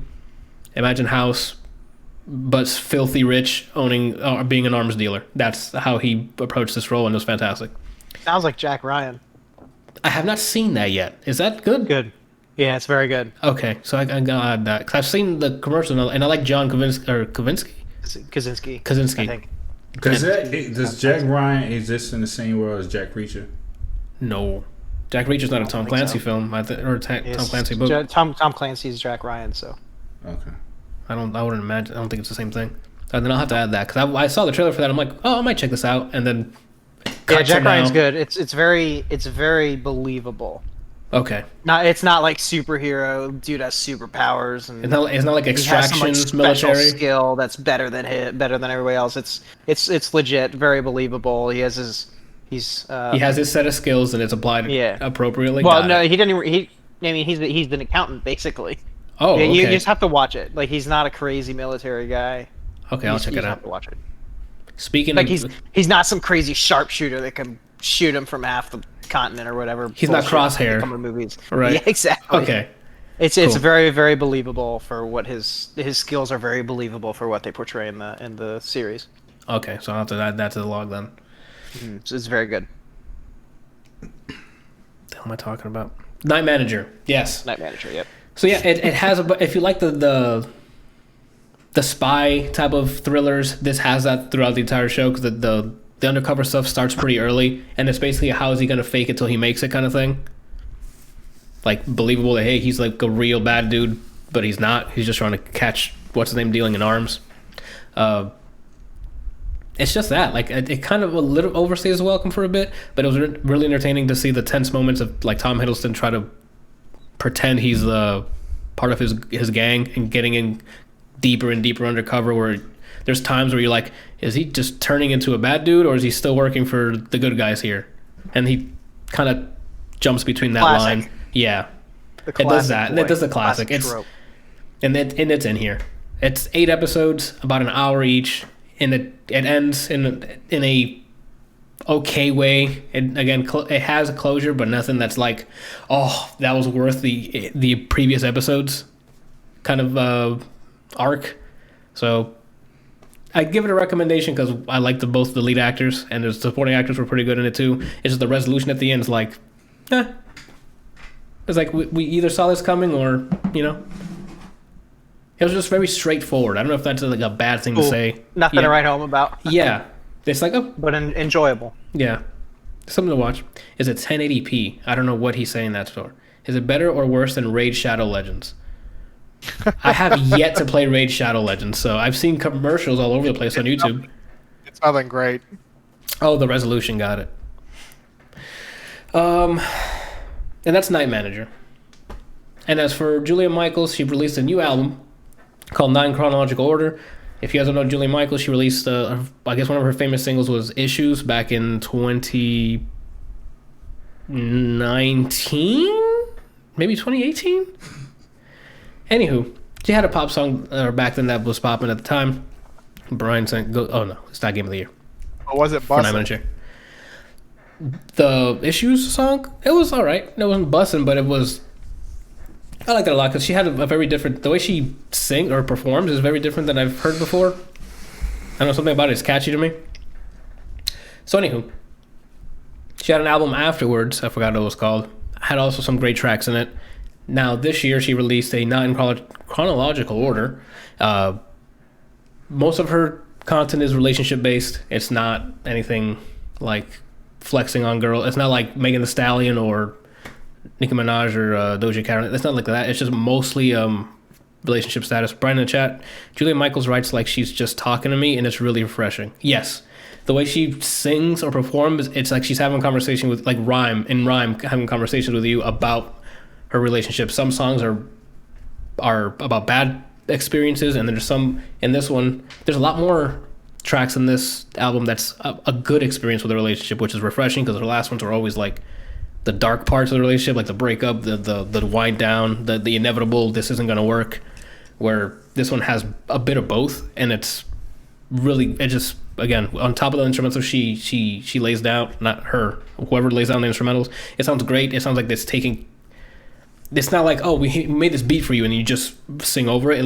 It was taken with care, like with the times where it needs to be hot and popping, her vocals complement it, and vice versa. And then there's some tracks on here that's just her on the piano, like with piano backgrounds, and it's like a 2-minute song, and it's just, again, her with great writing about the relationship, and it's dope.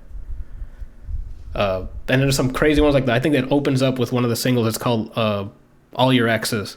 And basically the chorus goes, I wish your exes were dead the entire time, because she wanted to be the first person that you fell for. So knowing that you had exes before, she wants them dead. The history, the memories of you and your exes dead. So it starts off with that strong soup, and then you'll have like the jumping between, hey, I still love this relationship or whatever, and then there's some tracks of like, no, enjoy me being wrapped around someone else. That's the name of another track, is Wrapped Around. And I don't know, it was great writing in it. I enjoy a lot of it. A good portion of the instrumentals. Her performance, again, is pretty good. I like this project a lot. I have to look through my phone real quick to give what I actually added to my library. Spotify, where are you? Don't fail me now. How many songs? 10, 12? I think it's short. It's like 10 songs, I think. And they vary between like 2 minutes and 3 minutes here. Out in chronological order. Please do not play it. Just go to the album. What happened? 10 videos. I was just telling him there's 10 songs. Oh, gotcha. He's going to start playing it probably. Oh, no, it didn't. Yeah, 10 songs. So then the ones I ended up liking were All Your Exes, Little Did I Know, Wrapped Around, History, and that's the kind of woman. That were the ones that made my library cut. Which, not saying the rest are bad, it's just those are the ones I'm like, oh, they hit. Brian in the chat saying, love is weird. Is very enjoyable for me. Still haven't heard the project because Returnal keeps loading up on its own. Yeah, we'll talk about Returnal next week, because I got more time into it, and man, that game is... Gameplay is king there. Yeah. Kush in the chat says, Brian, you look different today. Anyway. Okay. That's it for things we've digested here for the week. I can't believe we went through all of that shit. I can't believe it either. It's because Brian wasn't here to sass Randall. I think so. There was less shitting on Randall and more, doing this here. If there's anything else you guys want to do before we review or... So I know you two live near your mom. Yesterday was Mother's Day. You guys do anything fun?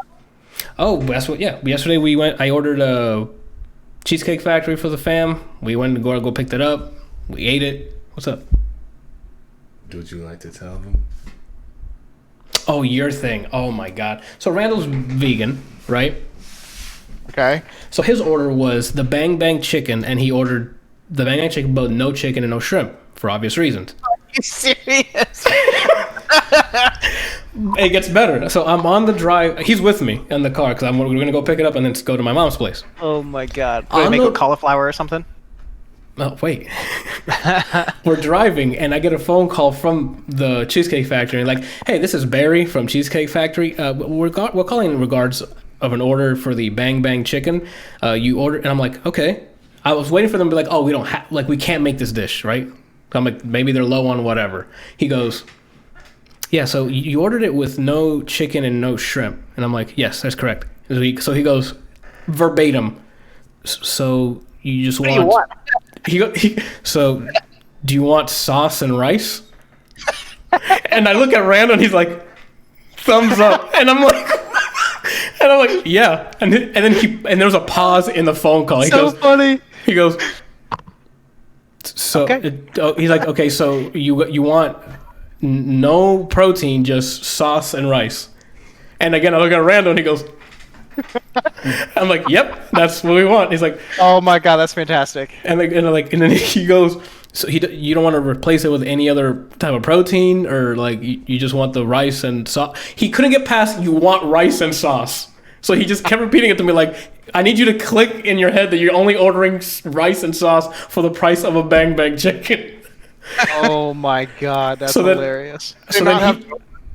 So Barry from Cheesecake Factory, shout out to Barry. He's like, you don't want to replace it with like some sort of vegan option or whatever. And then Randall's like, if you guys have the Impossible Burger, can you chop that up? And he's like, and the sound of relief in Barry's voice was like, oh yes, absolutely, we can do that for you. We'll just put it. God. We'll put it on the side, and then the person can cut it up however he wants. And I'm like, oh, thanks, man. That's great. And he's like, oh, thank you. All right, we'll see you soon. And we hang the phone. That is hilarious. I heard him go, okay. Well, I mean, Wow. it was worked in in fast food, and you get like these weird orders, and you're just like, so you want a double cheeseburger with no cheese. So you just want a double with no. I want a double cheeseburger with no cheese. Okay, yeah. So you want a double. No, double cheeseburger with no cheese. Like, okay, let's make sure that we're doing this You want right. a double hamburger. Oh my god. At least he asked. Yeah. And just to make sure that he understood. Yeah, he that's didn't why- just make his assumptions. When I got after I ended that call, I looked at it and I'm like, I'm glad for Barry. Like he did his job. He earned tip. I gave him more because I'm like, Barry's out here. Oh That's my hilarious, gosh. though. Yeah, so we had Bang bang chicken with no chicken and no shrimp. Just next time, order rice with the bang bang chicken sauce on it. I It'll think it'll probably be $20 cheaper. yeah. Oh my goodness. So yeah, we did that. We ate and then we watched 3 movies. And then I was late, so I had to come back. So we watched Pixie, The Swordsman that we reviewed here, and Jungle Land. Pixie we'll review next week because Brian will be on for that. And that's what we did. We just hung out, ate, watched some movies. What'd you guys do? Nick, what'd you guys do? Let's see. I took Jenny to the Biltmore because last week was our anniversary, our 5th anniversary. So we Oh, went congrats. Thank you. To the Biltmore and stayed Friday and Saturday night. And that was a lot of fun. We did some biking. We stayed outside this time because we've been to the house 100 times. Okay. So we did all outside activities this time. Did some wine tasting, drank a lot, and did a terrarium. Made a terrarium. If you know what planting a terrarium is, it's like a little. I do not. It's like a little container, like a glass container. They're of varying sizes. It's a way to grow plants and stuff. Okay. So we made terrariums. We did a terrarium thing. Learned how to do that, which I do not have a green thumb, and I don't give a shit about plants. So it was a lot of fun though. Good experience. Okay. I'm not very artistic either. So let's see. Yeah, we drank a lot, ate a lot, had a good time. And my mom watched the kids, so she got to hang out with the babies. And we are going to do something later this week to celebrate with my mom. Nice. Excellent. Yeah, that was a pretty low-key one for me as well, so, like, that was Mother's Day. Yep. It's fun.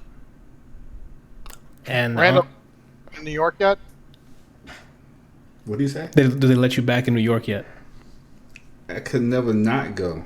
Nah, I don't know. I think he's fucking lying to me. Right? Nice. Are you a All right. mob boss already? He doesn't admit it, but I think he is. Well, he fled. I would never be in the mob. He's holding out on us, dude. That's what a liar would say. That's Yeah. what a mob boss would say. I'm not a mob boss. Yeah. That's why I would get caught immediately. If I'm a mob boss, I'm letting everybody know.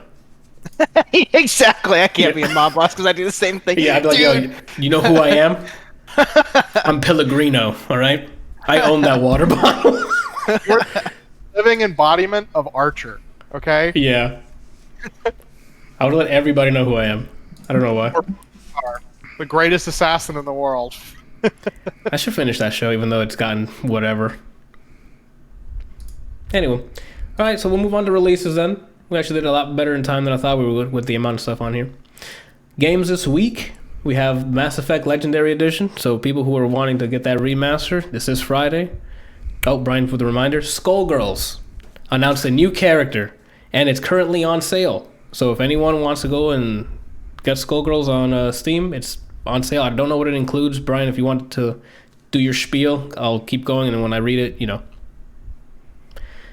Oh, and then a coworker of mine in the chat, the pre-patch for the Burning Crusade is coming out on the 15th. So anyone who's playing WoW Classic, it's $10 for Skullgirls, and then Season Pass is on sale for $25. So there you go.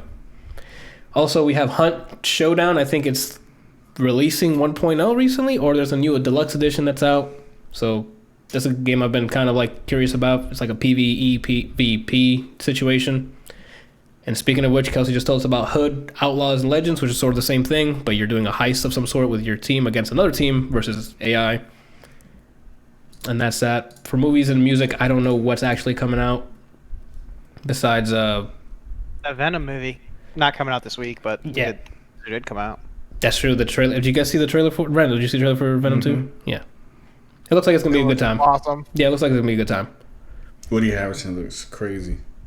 Well, he's good at looking crazy. Like, he's had crazy roles before, so like I'm sure he's having fun with it. Spiral, the Saw movie, or the Saw universe related movie is coming out this week with Chris Rock and the dude from The Handmaid's Tale. What else? Those Who Wish Me Dead is coming out this Friday. It's the Angelina Jolie movie. Army of the Dead's coming out this Friday as well. And a movie called Profile. So let me look out for that.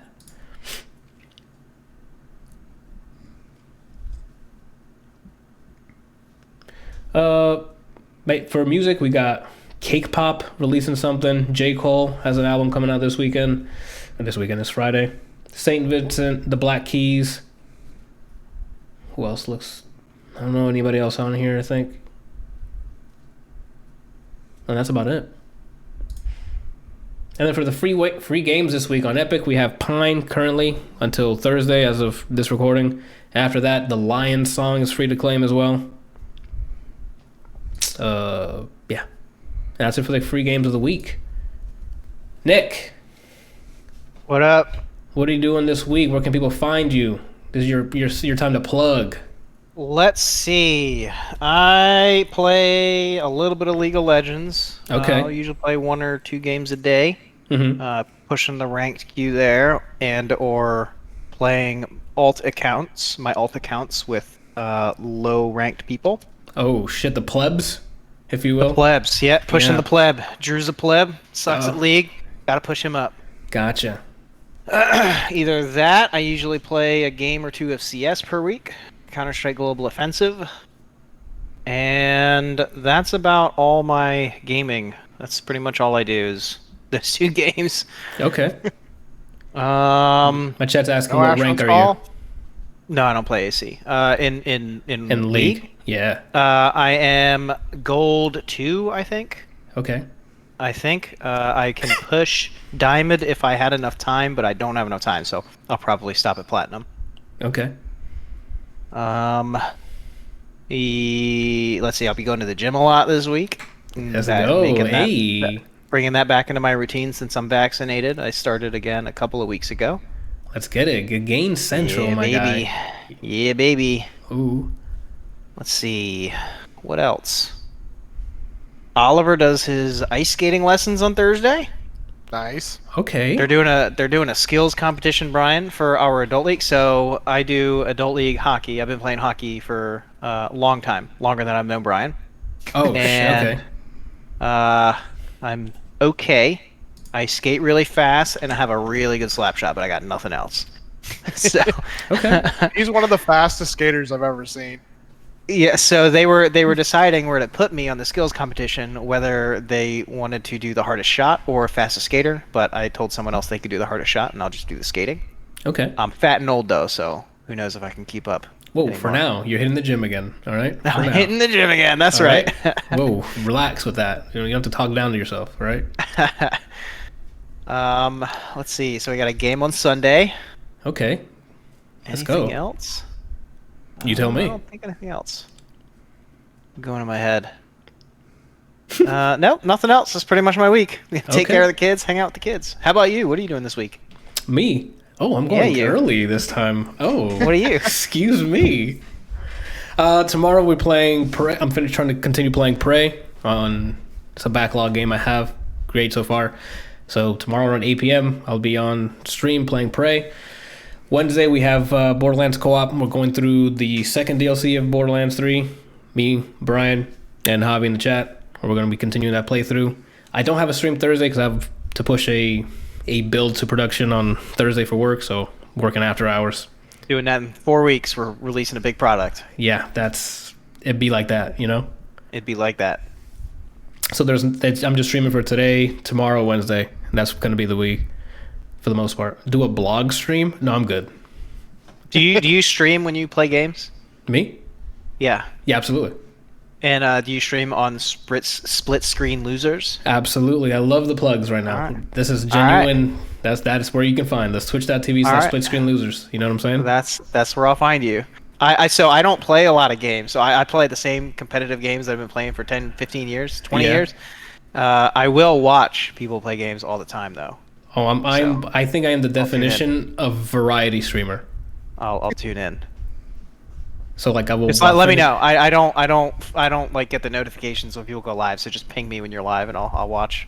Gotcha. Yeah, it's what I finish a game, on to the next thing. Unless it's like Borderlands or something I'm revisiting, or if there's a day where I'm like, man, I love Battlefield, and I load up Battlefield again, or Titanfall 2, or whatever. When the itch of like, damn, this is a game that I loved a long time ago is not getting any love, it's time to give it some love. You know? You're not a competitive gamer. You play to enjoy it. Any chance I had of that, gone. Years ago. Years ago. Shut down. Say again? Or TF2 shut down. TF2 is not shut down. It's a free-to-play game that you can load up at any time. It's just filled with a bunch of hackers now. TF2 was never a competitive game. Don't kid himself. Don't kid himself. What the fuck are you talking about? TF2 never had it. It didn't have CS:GO levels. I can agree with that. But it was still competitive. No. Anyway. Yeah. You're cutting in and out, Kelsey. One more time, please.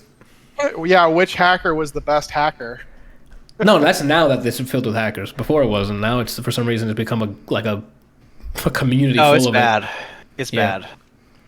So I'm not sure. I guess everyone's getting their rocks off with how bad can I aimbot and get away with it for so long? That's just no fun. I don't understand how they get. I don't know how they have fun doing that. I never enjoyed cheating in any game. It's just why bother playing if you're gonna cheat like that? Yeah, I definitely do like modifications on single player games, but competitive, I don't see the point. Yeah. Anywho, that's what I'm doing this week. That's what's popping. Kelsey, What's up? what's popping this week? Probably gonna try and finish off God of War again. I think I'm pretty close to. I think I'm close to the end. Then don't know what I'm gonna move on to. I still need to finish Bloodborne. I did buy Returnal. Might try and play that a little bit. Kelsey, it's gonna turn from I'm gonna try this for a little bit to what happened to my day. That's what's gonna happen. He doesn't have kids yet. That's okay. Right. I love to keep teasing Shannon that whenever we have kids that nothing's gonna change. That I'm just gonna get one of those slings and wrap the kid in it. Playing with kids is so much more fun than playing video games. I'm sure. I'd much rather play with the kids. And speaking of work, like I just finished this massive ticket that I've been working on for the last 4 weeks, and it feels so nice to be done with it. But I'm like, I don't want to do anything. Uh-huh. So I keep telling the rest of the dev team, be like, look, if there are any 1 or 2 pointers, I'm taking those. Screw you guys, they're mine. Uh-huh. I want a bunch of things that I could just be like, yeah. So today, my ticket was updating one of our pug files that sends labels to the machine from using the script number to using a user-defined user-defined variable, and that was it. Like, that was the whole thing. I literally What the changed hell?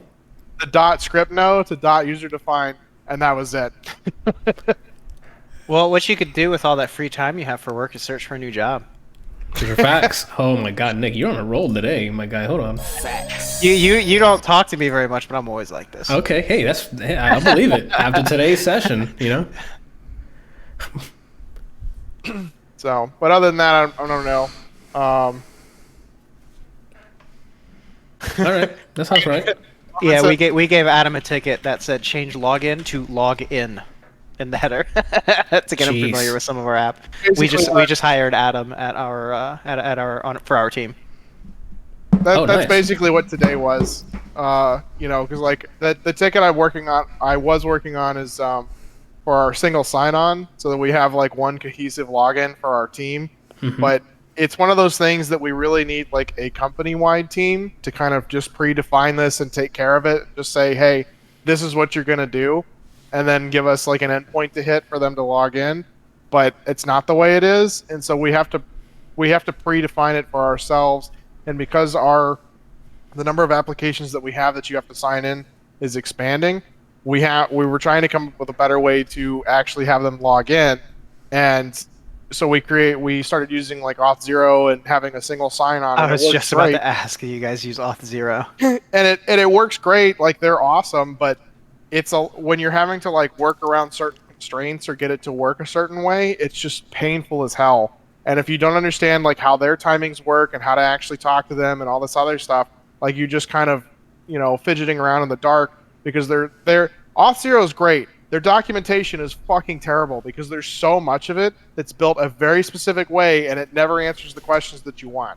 I don't understand why you guys use Auth0 when you already have your own authenticated solution. I used to work at JRS, so I'm pretty familiar with the applications they use, but what's the point of Auth0 when you already have authentication? You store usernames and passwords in your own system. Why not just build a SSO solution on top of that? Like, there's literally gems that do it, and they're just plug and play. Yeah, that's basically what we're doing with Auth0. Is we're using it. Auth0 is irrelevant here. Like, why? You're just wasting money paying, and it's not cheap too. Auth0 is so expensive. You're just wasting money using this solution. I mean, they're paying for it. I'm not in charge over there, but I would be like raising the red flag. Like, what the fuck point is this shit? I mean, like, we were. It's more. I don't know. I don't really care. I just kind of do what I'm told at some point. Yeah, exactly. Like, I get that. I'm just giving you shit, really. It was the most convenient solution we could come up with that was already approved. Like, it was. We tried other things and it just wasn't working because, like, the way we were originally doing it was basically just hitting an endpoint through our main application and having them give us back that information. Yeah, that's all you got to do. But the thing is that as you expand and have more and more applications, we were having trouble getting it to store that information as part of a cookie so that it would just work across multiple applications that require the login. And Auth0 takes care of that. You log in once, and then it uses the cookies and whatever its system uses to say, "Hey, you have a connection," and then lets you. Now you got to deal with desynced users. If you got users in two separate spots, you got to deal with desynced users. But we don't, because Auth0 already takes care of that. That was the point of using Auth0. The way that we were doing it is you would have to manually log into every application that requires a login. Now you log into Auth0 once, and you have an Auth0 connection, and then you just go, "Hey, Yep. Do we have a connection? Yes. Okay, you're good to go," and then it just logs you in. But yeah, we were originally doing the whole we just hit the endpoint and do it. Now we don't. Now we hit Auth0, which hits basically the same endpoint and goes, "Hey, this is the user and pass. Do they have any sort of, is the credentials correct?" And they go yes, and then Auth0 takes care of everything else. So it is nice to its own extent, but it is painful to learn about if you have no idea what it's about.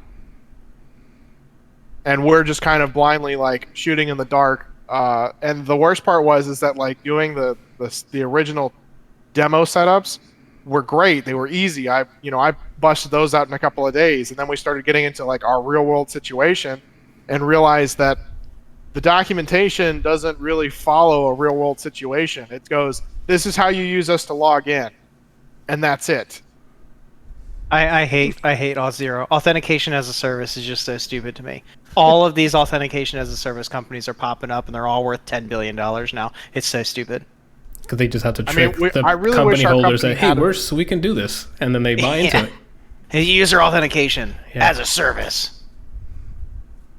I really wish our company had a team for our authentication, because it's like we have, 7 different teams alone just on our at JRS, that has different logins and things, and they all do virtually the same thing, just with a different database, but they all log in completely differently across each team. Yeah, that's what I'm saying. Like they need to consolidate all that shit. There's way too many solutions there. Right. Whether it's on Auth0 or whether it's internal, it doesn't matter. It definitely has to be consolidated. So I'm sure there are easier solutions than Auth0, but Auth0 is super nice with the way that it handles a lot of things. Mm-hmm. Plus, don't get me wrong, Auth0 is great software. I've used it Yes. several times. It's great software. We're not sponsored by Auth0. If you want to get sponsored, pay me. but it is definitely, you're definitely like flying in the dark if you don't really know how Auth0 works, and if you're trying to build a solution that doesn't quite conform to the specific like single page application that Auth0 wants you to. So Sorry, I derailed this. We enjoy this free promotion of Auth0. I'm not promoting Auth0 by any means. No. Authentication as a service is stupid. Brian wants to know why doesn't Kelsey say in the dark this often when he's on? I do. I try and say it as often as I can, just so that I can watch him, Oh, that was a pretty good impression, I gotta be honest with you. That was spot on. Randall, what are you doing this week? Work, art. Okay. Since Brian's not here. Yeah, we in spirit he is, and through Kelsey. Let's get it. That's it. You sure? Is that work, art, gym? You're missing one more. Okay, Randall, it's episode 141. What? Oh, hold on, you don't see it. There you go. Hold on. There you go. Do you see it now? Here's a thumb up, Randall. You're missing one. Come on. We're 3 hours and fucking 40 minutes in. I don't know what it is. Prayer, damn it. Oh, okay. Oh my god. Is that the first time we do this bit? What do you pray? What do you do for prayer? What do you do for prayer? What do you mean? When I pray, I talk. There's different types of prayers. That's what he's asking. Okay. You only know one? No, I'm interested in your religion. I want to learn more about you. He's a little shy. Sorry. That's all right. He's got to look away from the camera. I get it. Yeah. Religion is shameful. Yeah. And we, as the ADLR Podcast religion, are done with our sermon today. We'll be back next week. Bring your money.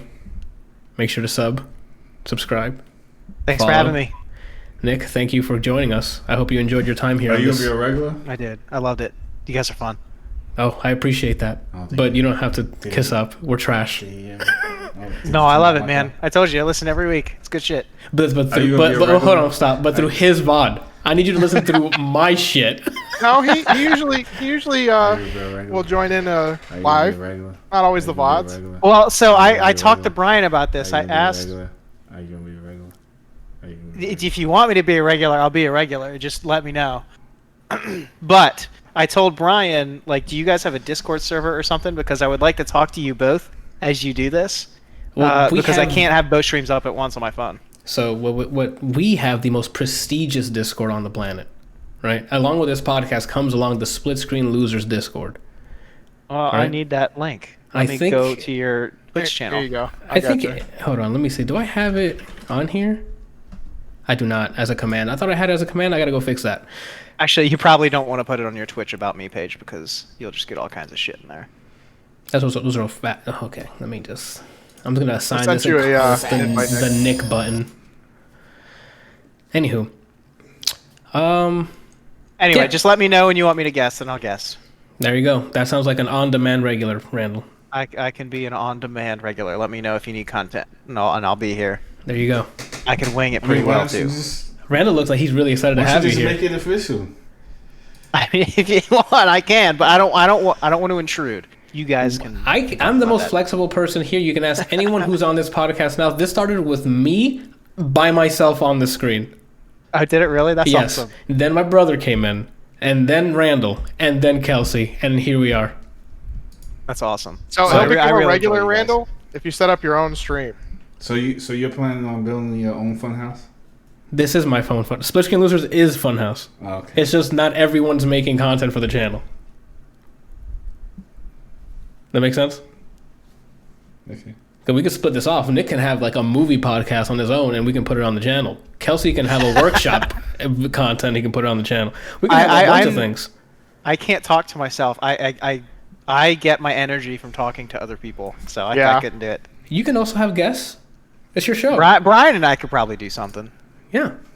This is all. We're just grinding gears here. All right. And we could be split screen losers, Brian. We're all split screen losers. We grew up with split screen a thing, so we all screen cheated. Anyway, I appreciate you guys having me. Just let me know if you want me to appear any other time, and I'll be there. Nice. Well, we were happy you were here, and thank you for watching and being a supporter. So you can get on the show just by watching it. You know what I'm saying? Love it. Actually, speaking of that, I do need to get Cobra on here because he's been watching me on Twitch for years, and We gotta get Adam and his knife on here too. Adam was on here.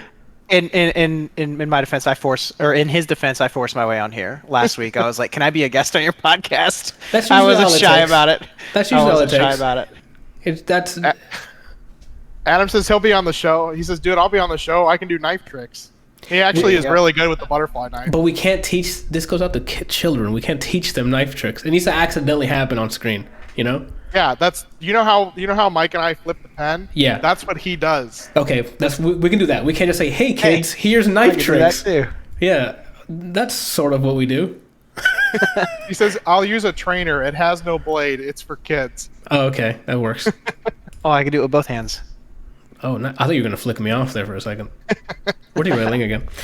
Yes, well, thank you for coming on. Well, I guess we'll see if we can have a 5-member show. I guess we got a permanent. Randall has to get his own setup so that we can actually like see him because everybody who comes into my channel is like, "Where is Everyone Jock?" wants to see Randall.